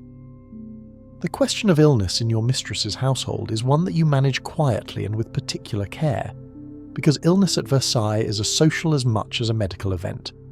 A noblewoman who is visibly unwell, is a noblewoman who may be unable to attend the events that maintain her position, and absence from those events accumulates into a form of social debt that is difficult to clear. Short absences are managed with careful explanation and the maintenance of visible presence in whatever smaller contexts are available. Longer absences require more complex management, including the cultivation of intermediaries who can maintain relationships and gather information on her behalf while she's unable to do it herself. You're one of those intermediaries when the situation calls for it, not in the sense of formal representation, which would be inappropriate for your position, but in the quieter sense of maintaining the household's social intelligence while your mistress is unable to gather it herself. You speak to the appropriate people, you observe what needs observing, you report back with the specific kind of accuracy that she has learned to trust. This is a form of service that is not in any official description of your role. It is in the actual description, which is the one written by the requirements of the situation over the years of your service, and it is the more important one. There is a particular irony in the position of a lady's maid at Versailles that you have had time to appreciate. Your mistress is performing for the court constantly, managing her appearance and her behaviour and her alliances with the attention and energy of someone who understands that everything is being observed, and you are observing her while she does this, with at least as much attention as the court gives her, and in some ways more, because your observation is continuous and includes the moments before and after the performance, the moments when she is not yet assembled, and the moments when she has come apart again. You know the performance and what it costs. You know the woman inside the performance. The court knows only the performance. This could produce contempt. In some servants, with some employers, it does. The exposure of the distance between a person and their performance can make the performance look hollow, and the person behind it looks smaller than their circumstances have required them to appear. But it does not produce contempt in you, or not primarily, because you understand too well what the performance is for and what it takes to maintain it. Your mistress is doing what her position requires. You are doing what yours requires. The effort of both is real. The fact that hers is more visible does not make it more real, and the fact that yours is invisible does not make it less. There are women who have been in this position, in rooms like this, doing this work, across the whole of Versailles' long history, as a place where people gathered to perform their status for each other and for the king. They are not recorded. Their names do not appear in the documents that history preserved. The documents preserved the names of the people they served, and the events those people attended, and the decisions those people made, and occasionally the clothing those people wore. The hands that dressed the clothing onto the bodies are not in the record. The eyes that watched the clothing leave the room are not in the record. But the hands were there. The eyes were there. Every morning, every evening, in every season, through every shift in political fortune and personal circumstance, through the births and deaths and marriages and scandals and reversals that made up the social life of Versailles for decades, the hands were there, working in the first light of a cold morning, working in the last candlelight of a late evening, attending to the 10,000 small tasks that made the visible life of the court possible. This is not a small thing. It is not acknowledged in the paintings, but it is not a small thing. The apartments themselves tell their own story about Versailles, though not the story that the tourists walk through. The grand state rooms, the ones with the names and the paintings and the ceilings that make visitors look up and stop walking, are real, and they are extraordinary. But they were not where anyone actually lived in any continuous or intimate way. The king himself, for all the ceremony of the lever and the coucher, the formal going to bed that was attended by half the court, spent his genuine private hours in a different set of rooms, the petits apartments, the smaller inner rooms behind the staterooms, which were decorated with a warmth and an intimacy that the grand rooms did not attempt and that visitors rarely see. The petits apartments of Louis XIV were full of things he actually liked. Clocks, because he was interested in them, scientific instruments, small paintings that he had chosen personally rather than because they made a political statement, books. The room where he spent his personal hours was not the Hall of Mirrors. It was a smaller room that fit him in a different way, a room where the scale was human rather than overwhelming, where the objects were chosen because someone found them interesting rather than because they communicated supremacy. This detail matters for what it says about the palace as a whole. Versailles contained a performance, and it contained the people putting on the performance, and sometimes those two things overlapped, and sometimes they were in different rooms entirely. The king was the performance. The king was also a man who liked clocks. The palace contained both of these things, and the official image contained only the first, and the distance between them was not shameful or hypocritical. It was simply human. People are more than their performances. The servant carrying the water pitcher is more than her task. The noblewoman being dressed for her day is more than her gown. The king in his petits apartments is more than the Sun King. The palace, in its vast, complicated, magnificent, smelly, cold, gilded, crowded, financially precarious, artistically extraordinary, socially ruthless, genuinely astonishing reality, is more than its image. This is what makes it endlessly interesting, and what brings people back to it, in person and in thought, centuries after the specific performances it was built to stage have concluded. It is not the image that holds. It is the gap between the image and the reality, the distance between what was claimed and what was lived, that keeps generating questions. And the people in that gap, the servants in the corridors and the women behind the mirrors, and the gardeners in the shadows of the grand design, they are the most interesting part of it, because they knew everything and left almost nothing behind. They were the palace's deepest secret and its most essential component, and Versailles would not have lasted a week without them. You return to your own space, which is better than a servant's alcove, but not by the margin that the gap in your respective social positions might suggest. You're a lady's maid, which is a position of relative privilege in the household hierarchy, which means your room is a room rather than a corner of a room, and this is a real distinction that you are genuinely aware of and grateful for. But it is still a small room in the servants' portion of the palace, with the same stone walls and limited heat and thin blanket that characterize sleeping at Versailles when you're not the person the palace was built to impress. You sit for a moment before you lie down. Your hands hurt from the morning's lacing the way they do every day, a deep settled ache in the tendons that you've made peace with as a permanent feature of your existence. Your feet have views on the day's distance. You note them and set them aside. Tomorrow begins before you have finished sleeping. The dress for tomorrow needs to be decided. The accessories need to be considered. The schedule needs to be in your mind when you wake.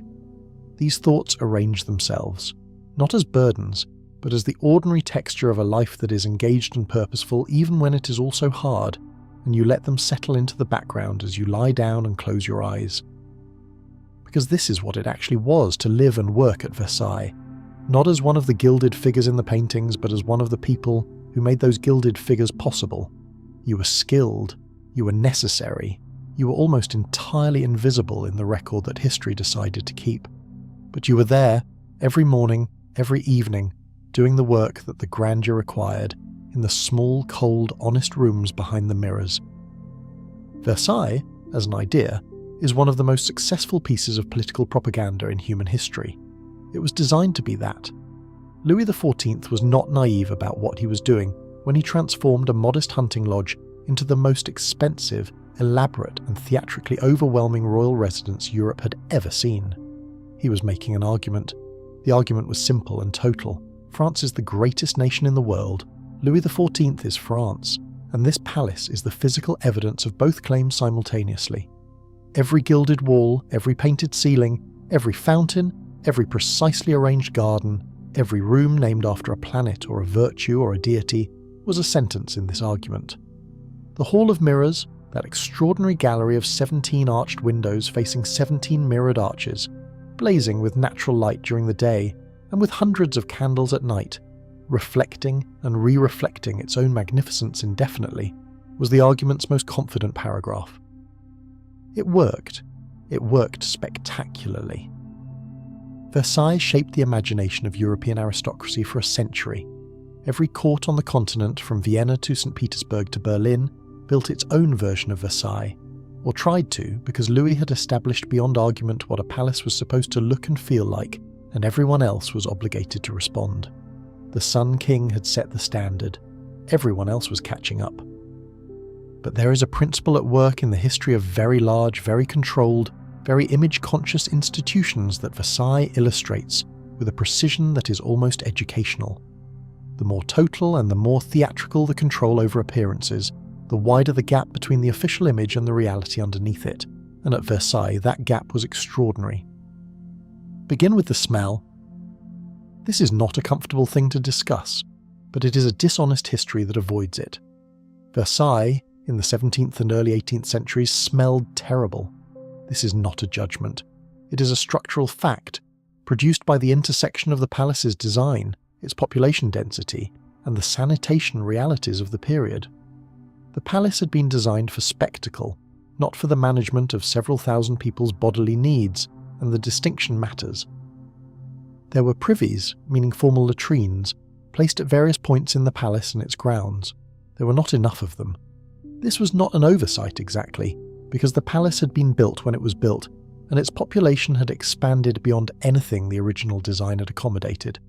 But the shortage was real, and the consequences were real. Courtiers who found themselves at a distance from a privy, which in a palace with hundreds of rooms and thousands of occupants could happen at the worst possible moments, used whatever was available, which sometimes meant stairwells and corridors and courtyards. Contemporary accounts are specific about this. Visitors noted it. Ambassadors noted it. The smell of Versailles at its most crowded was something that contemporaries experienced and recorded, and it was not the smell of flowers. The perfume industry of 17th century France owes a meaningful portion of its development to the practical needs of courtiers who needed to smell like something other than what they were surrounded by. The elaborate perfumes, the scented gloves, the pomanders and sachets and heavily fragranced powders that appear throughout the court records are not simply vanity. They are adaptive technology. The court of the Sun King was, from one angle, the most elegant and sophisticated social environment in the world. From another angle, it was 10,000 people sharing a building that was not adequately equipped to manage them. The apartments themselves tell another part of the story. Versailles is famous for its staterooms, the grand apartments that visitors still walk through today, enormous and gilded and overwhelming in their scale and luxury. But for the vast majority of the people who actually lived at the palace, those rooms were not where they slept. The palace was not designed to provide comfortable private quarters for everyone in it.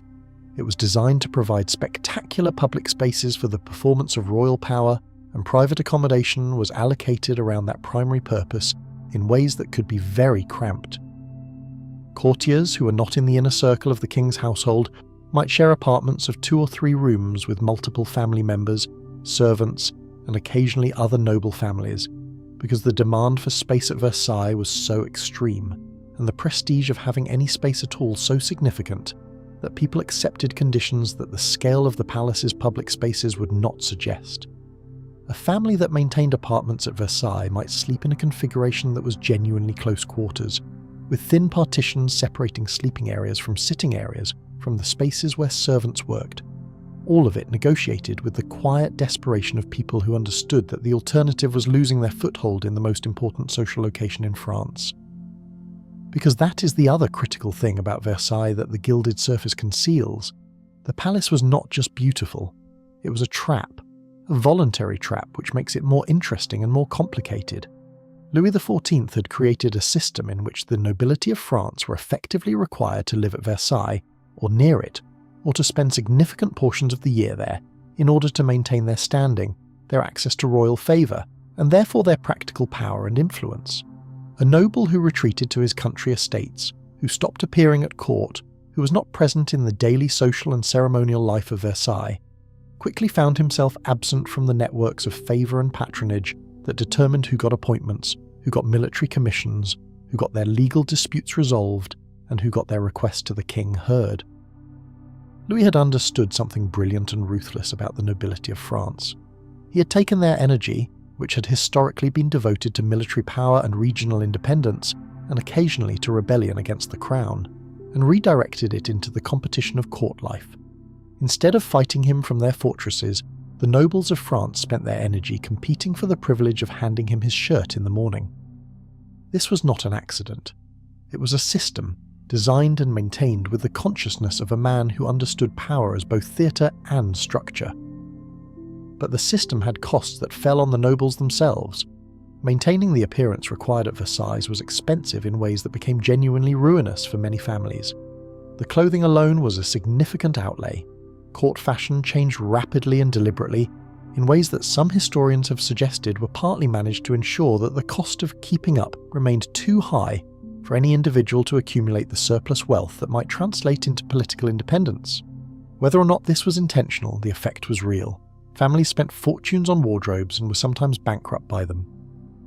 The gambling that was a constant feature of Versailles life was another mechanism. The king himself played, and when the king plays, the court plays. The sums involved in a single evening of cards at Versailles could be extraordinary, and the losses could be catastrophic for families that could not afford them, but could not afford to be seen to not participate.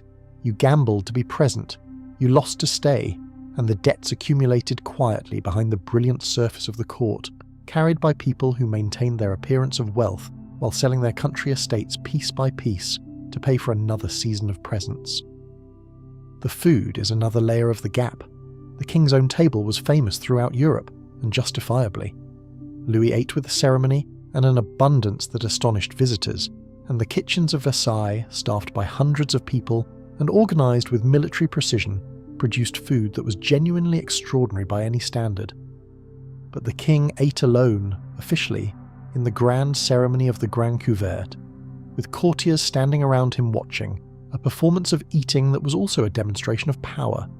What everyone else ate was considerably more variable. The court dining was hierarchical, and lower in the hierarchy meant smaller portions, less variety, and less fresh. The servants ate what was available after the requirements of the upper tables were met. The gap between the table of Louis XIV and the table of the people who served it was not a gap in quality. It was a different world. The medical reality of Versailles is its own document. The palace was crowded. Crowded spaces in the 17th century, without modern sanitation and without germ theory, and without any real understanding of how disease moves through a population, were efficient incubators of illness. Outbreaks moved through the court with a regularity that the official documents record only obliquely, but that the death registers and private correspondence record more honestly. The king himself survived illnesses that killed members of his court in the same period. He survived his doctors as well, which was itself a significant achievement, given that the medical care available to the court of Versailles was both expensive and often more dangerous than the conditions it was applied to. And yet the image held. The paintings show a palace of impossible splendour, inhabited by people of effortless grace, surrounded by perfection and order, and the natural abundance of divine right monarchy. The gardens are always perfectly maintained in the paintings, the fountains always play, the light is always gold. No one in the paintings needs a privy, no one in the paintings is in debt, no one in the paintings has the particular kind of exhaustion that comes from living at high performance in close quarters for years on end without respite. These people exist in a state of permanent, choreographed elegance, and this was precisely the point, because Versailles was not a place, it was an image. The palace and the image were built simultaneously, by the same hand for the same purpose, and the palace's primary function was to make the image convincing. It was convincing. It convinced contemporaries, and it convinced posterity, and it continues to convince the millions of people who walk through it every year and feel, despite knowing better, the specific awe that the building was designed to produce. This is not a criticism of those people. The awe is a reasonable response to an extraordinary object.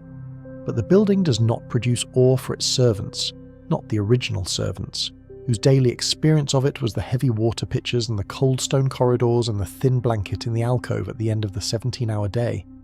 Their Versailles was not golden.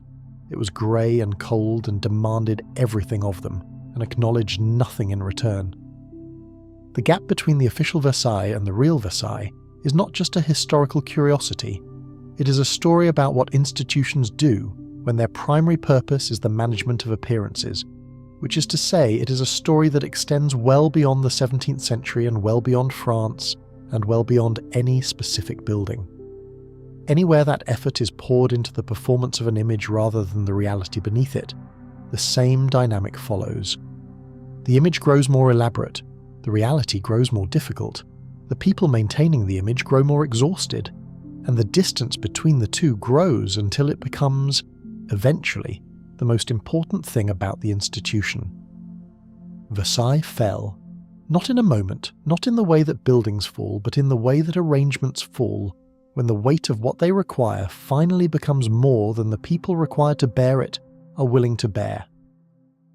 The revolution that ended the French monarchy in the 1780s and 90s was many things, and its causes are complex and no single building or institution produced it. But among its deep roots was the specific exhaustion of a system in which the performance of power had become so elaborate and the resources devoted to that performance so vast, and the gap between that performance and the daily reality of the people paying for it so extreme, that the argument the palace was making finally found an audience that was no longer persuaded. The servants in the alcoves knew. They knew the whole time. They made the image possible, and they were never in it, and they understood the distance between the two better than anyone who stood in the Hall of Mirrors and felt dazzled by the candles. The fountains of Versailles are one of its most celebrated features and one of its most quietly instructive engineering problems. There are more than 1,200 fountains in the gardens. If you like the video so far, please leave us a like and a sub. A sub to the channel helps us make more videos for you to watch and keep the channel alive, a number that requires an extraordinary volume of water to operate, water that the natural landscape around Versailles was not designed to provide in anything like sufficient quantity. The solution that Louis's engineers devised, and that was expanded and complicated over several decades, involved an elaborate network of aqueducts, pumping machinery, and water management infrastructure that was, by the standards of the 17th century, genuinely impressive. The machine de Marly, built to pump water from the Seine to the heights above the palace, was considered one of the engineering wonders of its era, a complex of wheels and pumps and pipes that operated with a degree of mechanical ambition that contemporaries found extraordinary. It was also frequently broken. The machinery required constant maintenance, occasional rebuilding, and a team of workers whose entire professional life was devoted to keeping it operational. And even when it was fully functional, it could not supply enough water to run all 1,200 fountains simultaneously. This produced a solution that is characteristically Versailles. The fountains were managed. When the king was visible, when he was promenading in the gardens, the fountains in his path were turned on in advance of his arrival, and turned off after his passage, giving the impression of a garden of constant, effortless plenty, while in reality a team of workers moved invisibly ahead of the royal party, managing valves, making the scene that the king was approaching look like the natural condition of the world rather than a carefully orchestrated sequence of mechanical interventions. The king walked through a garden that performed for him. The garden was not, on its own, what it appeared. It was a collaboration between the natural landscape, the engineering infrastructure, and the labour of people adjusting valves in advance of his footsteps.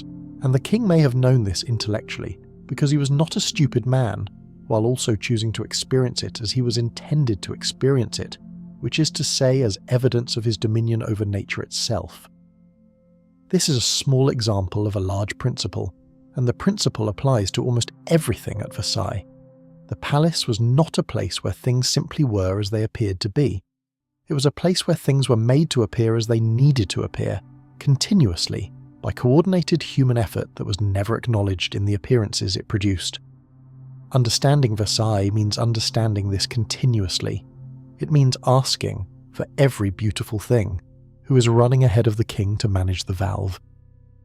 The court's relationship with debt deserves more attention than it usually gets in the gilded versions of Versailles' history.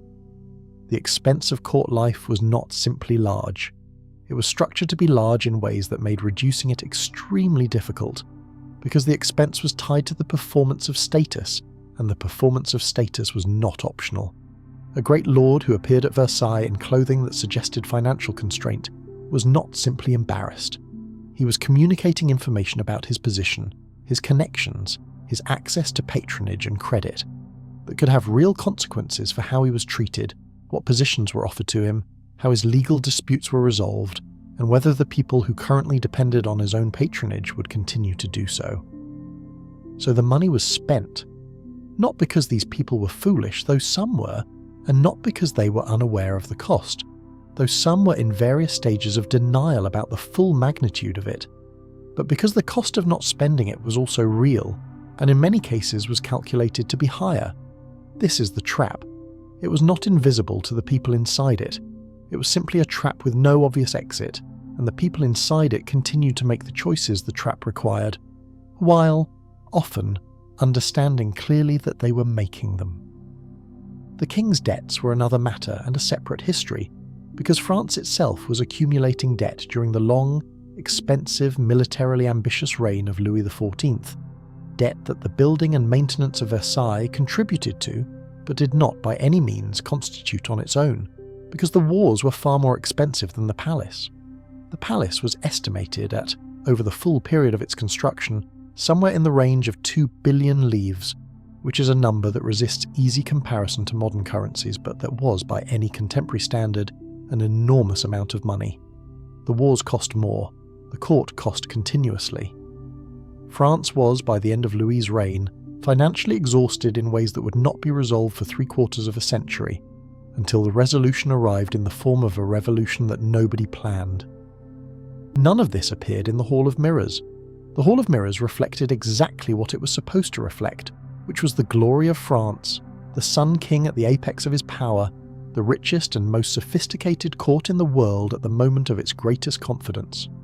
The debt was elsewhere, in the account books that visitors were not shown, in the private correspondence of ministers who were managing an increasingly difficult fiscal situation with diminishing tools, in the countryside of France where the peasants who paid the taxes that funded the spectacle were living, as peasants in France have always lived, which is to say, with insufficient margins and considerable awareness of how much they were contributing to something they would never see. The relationship between Versailles and the broader French population is, from the perspective of the palace's grand design, not a relationship at all. The palace was not built with any particular interest in the experience of the people whose labour and taxation made it possible. It was built as a statement to other monarchs, other courts, the European world of power and prestige. Its audience was always already inside the gates, not outside them. And yet the people outside the gates paid for it, and their descendants paid for it, and the accumulation of what it cost them is one of the threads that runs under the surface of French history in this period, invisible in the paintings, present in the records of poverty and taxation, and the slow building of the grievances that would eventually find a very loud expression. The court's health, in the literal medical sense, was also something the official Versailles managed carefully and discussed obliquely. Illness at Versailles was real and common, and occasionally catastrophic. The Queen died at Versailles. Several of the king's legitimate children died there. The Dauphine, the wife of the heir to the throne, died. Several of the Dauphins died, a succession of heirs who did not survive to inherit, creating the dynastic anxiety of Louis's later years. The causes of death were various, and the medical care they received was, by modern standards, somewhere between inadequate and actively harmful, though it represented the best of what was available in the period. The court doctors were among the most eminent physicians in France, which tells you about their social status and their theoretical training, both of which were considerable. It does not tell you about their clinical effectiveness, which was constrained by the absence of germ theory, by the prevalence of treatments that seem to have been inspired by the principle that if it is unpleasant it is doing something, and by the specific problem of operating in a court environment where the patient's prestige made telling him hard truths difficult, and where second opinions from equally eminent doctors sometimes simply multiplied the errors rather than correcting them. Louis himself survived his doctors, as noted, and died at 76 of gangrene in his leg, after a period of decline that his physicians managed with the tools and theories available to them, which were not sufficient. He had watched most of the people he had loved and relied on die before him, his children, his grandchildren, the woman who had been his companion for 30 years, and he died with a patience and a religious resignation that Françoise de Maintenon had spent decades cultivating in him, surrounded by the court that had formed around his reign, in the palace that bore the imprint of his will more completely than any other object that France had ever produced.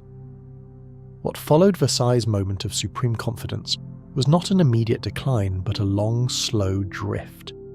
The regency that followed Louis's death moved the court back to Paris temporarily, and the palace lost some of its centrality.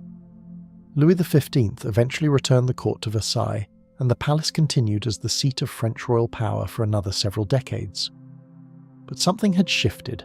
The argument that the palace was making became harder to sustain as the 18th century progressed, as Enlightenment ideas about governance and the relationship between rulers and the people they governed began to circulate, as the financial pressures on France became more acute, as the gap between the performance of royal magnificence and the reality of French social conditions became more visible to more people. The end, when it came, was swift in the way that long-delayed things sometimes are, The royal family was brought from Versailles to Paris by a crowd of several thousand women in October of 1789, the famous March on Versailles, which is one of those events in history where the symbolic weight is so exactly aligned with the actual event that it barely requires interpretation. The people who had been outside the gates for more than a century walked through them and took the king home with them. The palace that had been built to demonstrate that the king was above the people, that royal power was natural and divine and absolute, became a building occupied by a crowd who understood very clearly that it was not any of those things, and that the demonstration had always been a performance, and that they were no longer persuaded. The palace was preserved eventually as a monument. It is now visited by millions of people every year, who walk through the Hall of Mirrors and see what Louis intended them to see, which is a space of such overwhelming beauty and confidence that the response is awe before it is anything more complicated. And this is not wrong.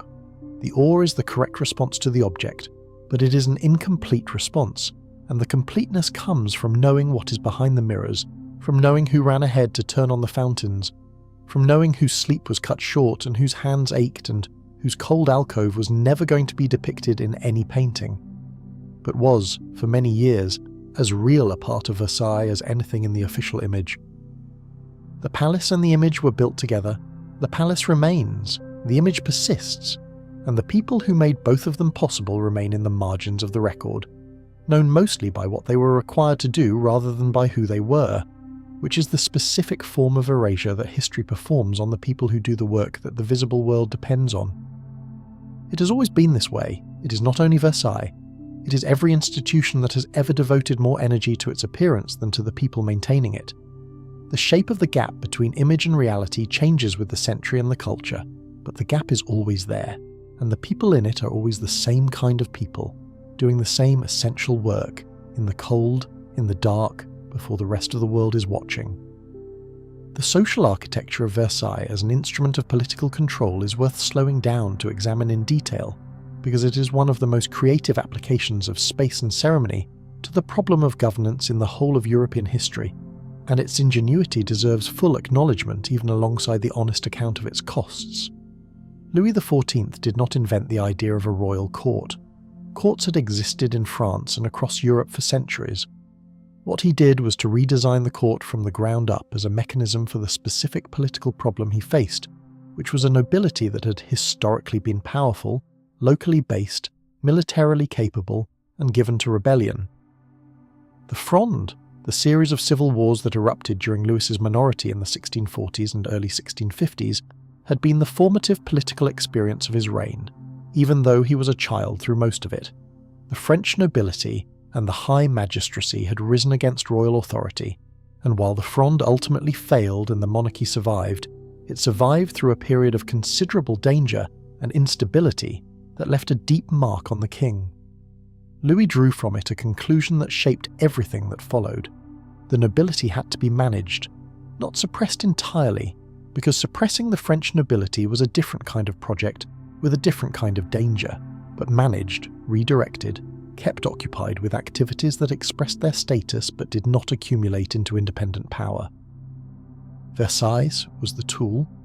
Moving the court from Paris, where the great noble families had their urban networks and their legal connections, and their access to the Paris crowds that had been the muscle of the Fronde, to a new palace built on previously undistinguished ground at Versailles, was a stroke of political genius disguised as architectural ambition.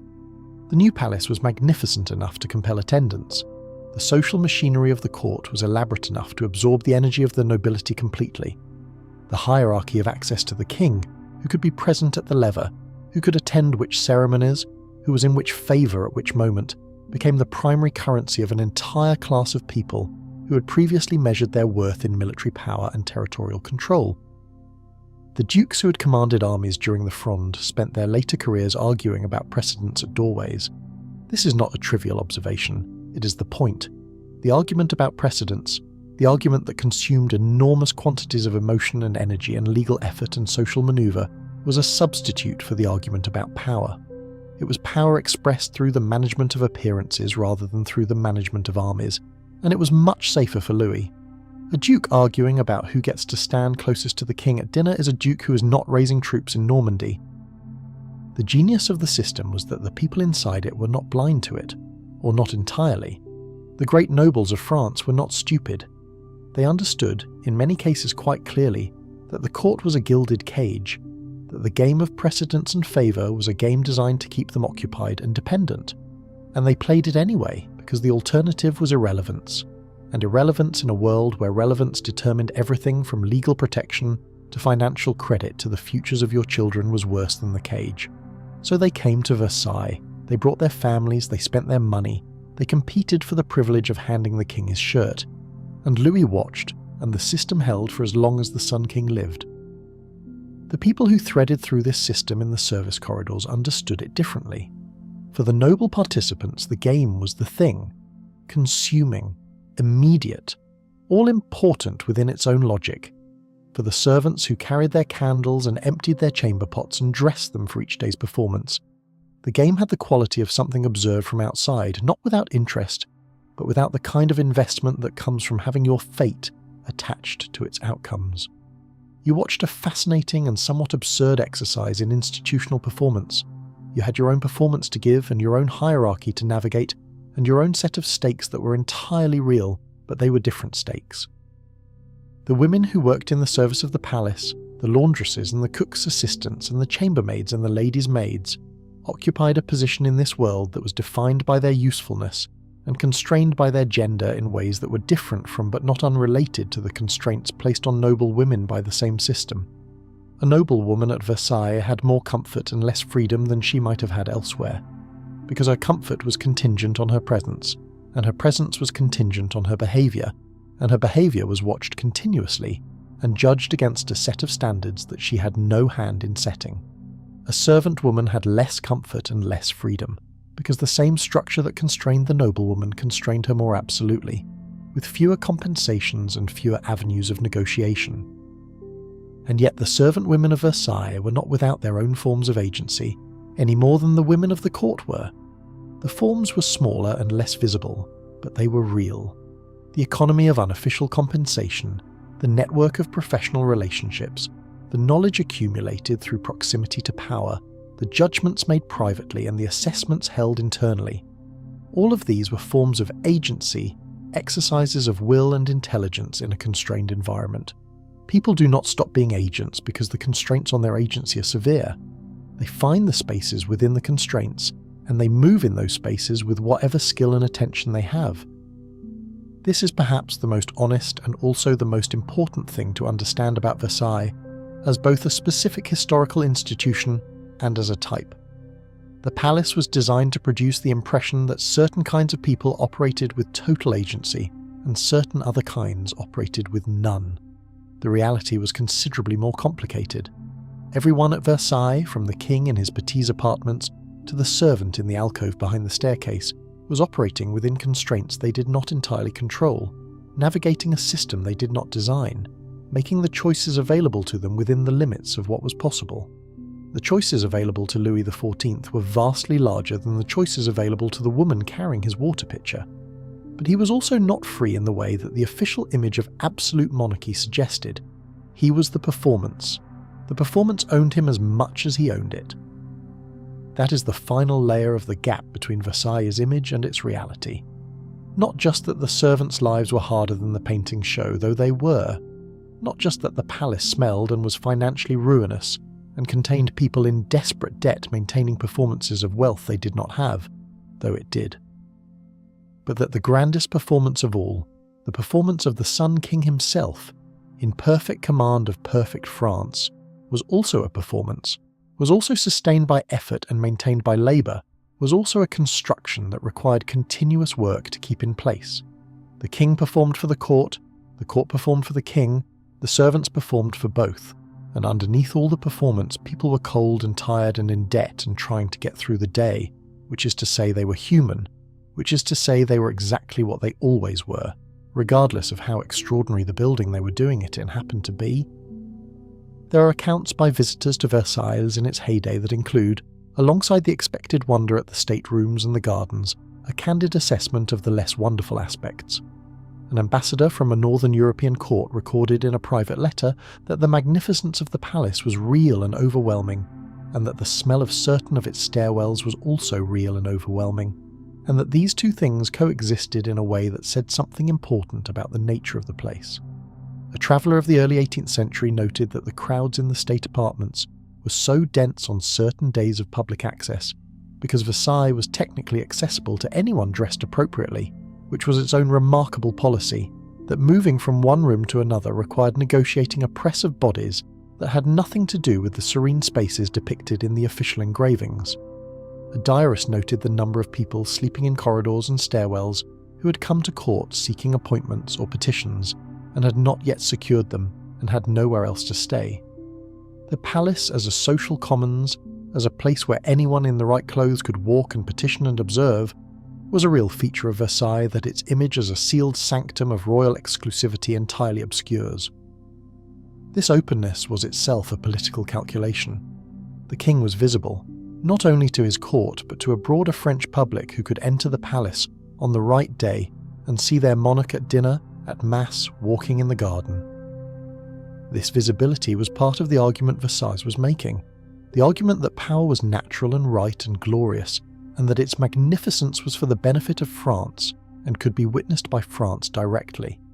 It was also expensive to manage and produced the particular problem of large numbers of people in various states of need and expectation, moving through spaces not designed for them, which is where the smell of the stairwells and the people sleeping in corridors enters the picture. Versailles held these contradictions for decades without resolving them, because resolution was not the point.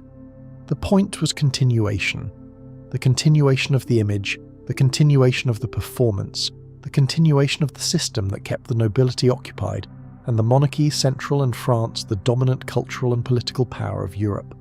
The contradictions were managed, as contradictions in powerful institutions always are, through a combination of selective inattention, strategic silence, and the continuous effort of the people whose job was to keep everything looking like it was not the complicated, smelly, financially precarious, humanly complicated thing it actually was.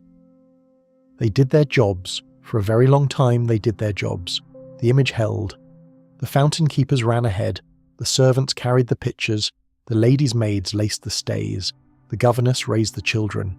The woman from the prison became the most important woman in France, and was never officially acknowledged. The dukes argued about doorways. The king performed being the Sun King every day, until he was old and tired and gone. And the palace remained, empty of all of them now, full of the tourists who come to see what they built together, the magnificence and the machinery and the gap between them that has never quite closed, that gives the building its depth and its sadness, and its persistent ability to generate awe even in people who know better, which is perhaps the most Versailles outcome of all. The question of what it meant to have a body at Versailles is one that runs through every layer of the palace's social life, from the most ceremonial to the most hidden, and it is one that the official Versailles had a consistent and revealing answer to. Bodies were not acknowledged at Versailles, or more precisely the bodies of the powerful were not acknowledged in their physical reality. The king was the Sun King. The Sun King did not have a digestive system in any representation that the court produced. He did not sweat. He did not age in the portraits until very late, and when he did age, he aged with a dignity that suggested that time itself was making an accommodation. He certainly did not require a chamber pot attended to by a servant, which he did require every morning, as documented by the same ceremonial records that also document the lever and the coucher and all the other rituals of his daily life, with a specificity that is both illuminating and somewhat arresting. The royal body was simultaneously the most attended body in France and the most rigorously denied body in France. Attended in the sense that every physical requirement of the king was served by designated people performing designated functions, that the king's body was dressed and washed and fed and medicated and exercised and protected and rested by a small army of specialists. Denied in the sense that none of this physical reality appeared in any official representation, because the official representation required a king who was above the physical, who existed in a different register from ordinary mortals, whose body was a body of state rather than a body of flesh. The servants who attended the king's physical reality understood this gap in their own terms. They were the people on the other side of the denial, the people who knew because they were required to know, and who maintained their own silence on the subject because maintaining it was part of the job. The chamber pot existed, The servant who attended it existed. The record that captured neither of them existed. These three facts are all equally real and equally part of the history of Versailles, and the third one is the most instructive. The maintenance of the royal fiction required the active participation of the people whose daily work made the fiction impossible to maintain honestly. This is one of the defining paradoxes of the institution. The servants knew. They knew everything. They knew it by proximity and by necessity and by the specific intimacy of service that strips away every performance, because performance is only possible at a distance, and servants work in very close quarters indeed. And they said nothing. And they said nothing not only because saying something would have ended their employment, but because the silence itself was a form of participation in something they were, in some complicated way, proud to be part of. Even the lowest position at Versailles, the least acknowledged role in the palace's enormous service hierarchy, carried the identity of Versailles with it. You were from the palace. You'd been inside it. You knew things about it that no one outside knew. This was worth something. It was worth the silence and more. The children who grew up in and around the palace, the children of servants who lived in the service quarters, had a peculiar education. They played in the spaces. If you like the video so far, please leave us a like and a sub. A sub to the channel helps us make more videos for you to watch and keep the channel alive. They played in the spaces between the grand design, in the service courtyards and the storage rooms and the gardens at hours when the court was occupied elsewhere. They understood the palace at a scale and an intimacy that no tourist and no courtier has ever had, the scale of a child who knows where the interesting things are kept and which corridors are boring and which are interesting, and which door you're not supposed to open because something important is on the other side of it, but that can be approached with sufficient quiet and stillness to hear something through. They grew up understanding the gap between the front and the back of things as simply the condition of the world, not as a revelation but as a basic structural feature of how places worked. This understanding served them well when they eventually went out into a world full of fronts and backs. The flowers of Versailles deserve a brief word because they are among the most labour-intensive elements of the palace's maintenance and among the most beautiful, and the relationship between that labour and that beauty is itself a small version of the larger argument this institution was always making. The formal parterres, the geometric beds of flowers that form part of the garden's intricate design, required constant replanting because the standard required fresh, perfectly arranged plantings at all times, meaning that flowers past their peak, which in many cases meant flowers a day or two into bloom, were removed and replaced. The quantity of plants required to maintain this standard year-round was extraordinary. The greenhouses, the orangery in particular, which housed hundreds of orange trees and other tender plants through the winter months, represented an enormous investment in the infrastructure of freshness, the physical machinery required to ensure that the living elements of the palace's design always appeared at their most ideal moment and never showed the evidence of time. The orangery is still there. The trees in it are some of the oldest living things associated with Versailles, orange trees that were growing in the 17th century and are growing still, tended by the same kind of invisible, continuous labour that has always been their condition. They have outlasted everyone. They have outlasted the king they were planted to impress, and the court that admired them, and the system that required them. They continue because trees, unlike institutions, do not require anyone to maintain their image. They simply grow, and what they are is what they are, and this is more than can be said for most of what surrounded them for 3 centuries. The gardens at night are a different place from the gardens in the day, not in the sense that anything dramatic happens to them, but in the sense that the absence of the performance reveals something about what the performance was doing. At night, when the courtiers have retired and the fountains have been stopped for the economy of it, and the guards are doing their rounds and the servants are in their alcoves and the whole elaborate machinery of the day is at rest, the gardens are simply gardens. Large, formal, geometrically ambitious gardens that required an extraordinary amount of human effort to create and require an extraordinary amount of human effort to maintain. They are beautiful in a different way at night. Not the performed beauty of daylight Versailles, gold light on marble surfaces and fountains and careful human figures arranged at careful distances from each other. A quieter beauty, a little strange, the hedges very dark and the paths pale in the moonlight, and the whole thing still, finally, without any requirement placed upon it. The gardeners who see this version of the garden see something that the historical record has never quite captured: the palace in its most honest moment, when it is not demonstrating anything to anyone, when it is simply the thing it is, large and cold and geometrically precise, and quietly extraordinary and no longer asking anything of you. This is the version of Versailles that no painting was ever commissioned to show, but it existed every night, for 100 years, in the brief hours between the conclusion of the performance and the beginning of the preparation for the next one, and the people who saw it, the night guards and the early morning gardeners and the servants crossing the courtyard in the dark on their way to the first tasks of the day, they carried it with them without ever being asked what it looked like. No one asked, no one thought to ask, but they knew, and knowing was enough.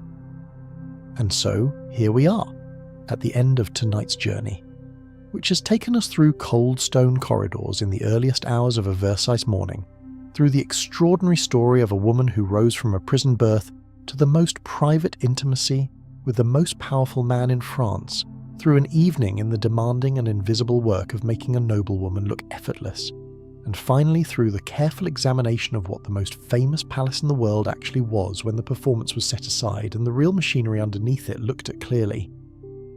What connects these four stories is something that repeats across human history with a consistency that is either comforting or unsettling, depending on how you hold it. Every system that projects an image of itself, whether it is a trade route or a royal marriage or a palace built to embody the glory of a nation, requires people to maintain it from the inside. And those people almost never appear in the version of the story that the image tells. They are the servants who are never depicted in the paintings. They are the woman whose marriage cannot be publicly acknowledged. They are the lady's maid who knows which corridors connect which apartments, and which conversations have been had in rooms she was not supposed to be remembering. They are the structure behind the spectacle, the labour behind the luxury, the cold behind the gold. And they endured, not always gracefully, not always willingly, not always with the sense that what they were doing had meaning beyond the immediate and exhausting demands of the day. But they endured because the alternative was to stop, and stopping, as you have perhaps understood by now from the weight of all four of tonight's stories, was never really an option for most of the people history is actually made of. The caravaneer keeps walking not because the road is kind, but because the caravan moves. The servant carries the water pitcher, not because Versailles deserves her service, but because the water needs to be there. The lady's maid laces the stays, not because the performance is worth it, but because the performance has to happen, and she is the one who makes it possible. This is what history feels like from the inside, not grand, not gilded, mostly just the next task, and the task after that, and the awareness that you are one of the people holding something enormous together from a position that the enormous thing will never formally acknowledge. It is late now, wherever you are. The lights are low, or they should be. The weight of the day is settling into your body the way weight does at the end of things, and it is enough for tonight to have been somewhere else for a while, to have moved through rooms that smelled of candle wax and stone, and the particular quality of air that comes from people living and working in close quarters in a building that was never quite designed for what they were doing in it. The palace is dark now in your imagination. The corridors are quiet. The great fireplaces have burned down to embers. Somewhere in the servant quarters, in an alcove behind a staircase, someone is lying on a thin pallet with a thin blanket, listening to the faint sound of the palace settling around them, and thinking nothing in particular, just resting, just letting the day go the way the day eventually goes, when there is nothing left to carry and nowhere left to be, and the next morning is still hours away, and the body, which has been patient about everything else all day, is finally allowed to stop. Let your body do the same. The history will keep. The palace will still be there, in its paintings and its guided tours and its extraordinary, complicated, gilded reality. But right now, none of that is your concern. Right now, there is only the quiet and the warmth and the slow, settling awareness that you've been somewhere interesting tonight, and that the journey is finished, and that rest, at last, is not just possible but here. Let it take you. You have earned it, and the morning, whenever it comes, can wait. Where in the world are you watching from? Let me know in the comments, and don't forget to subscribe if you want to see more videos like this. See you on the next one.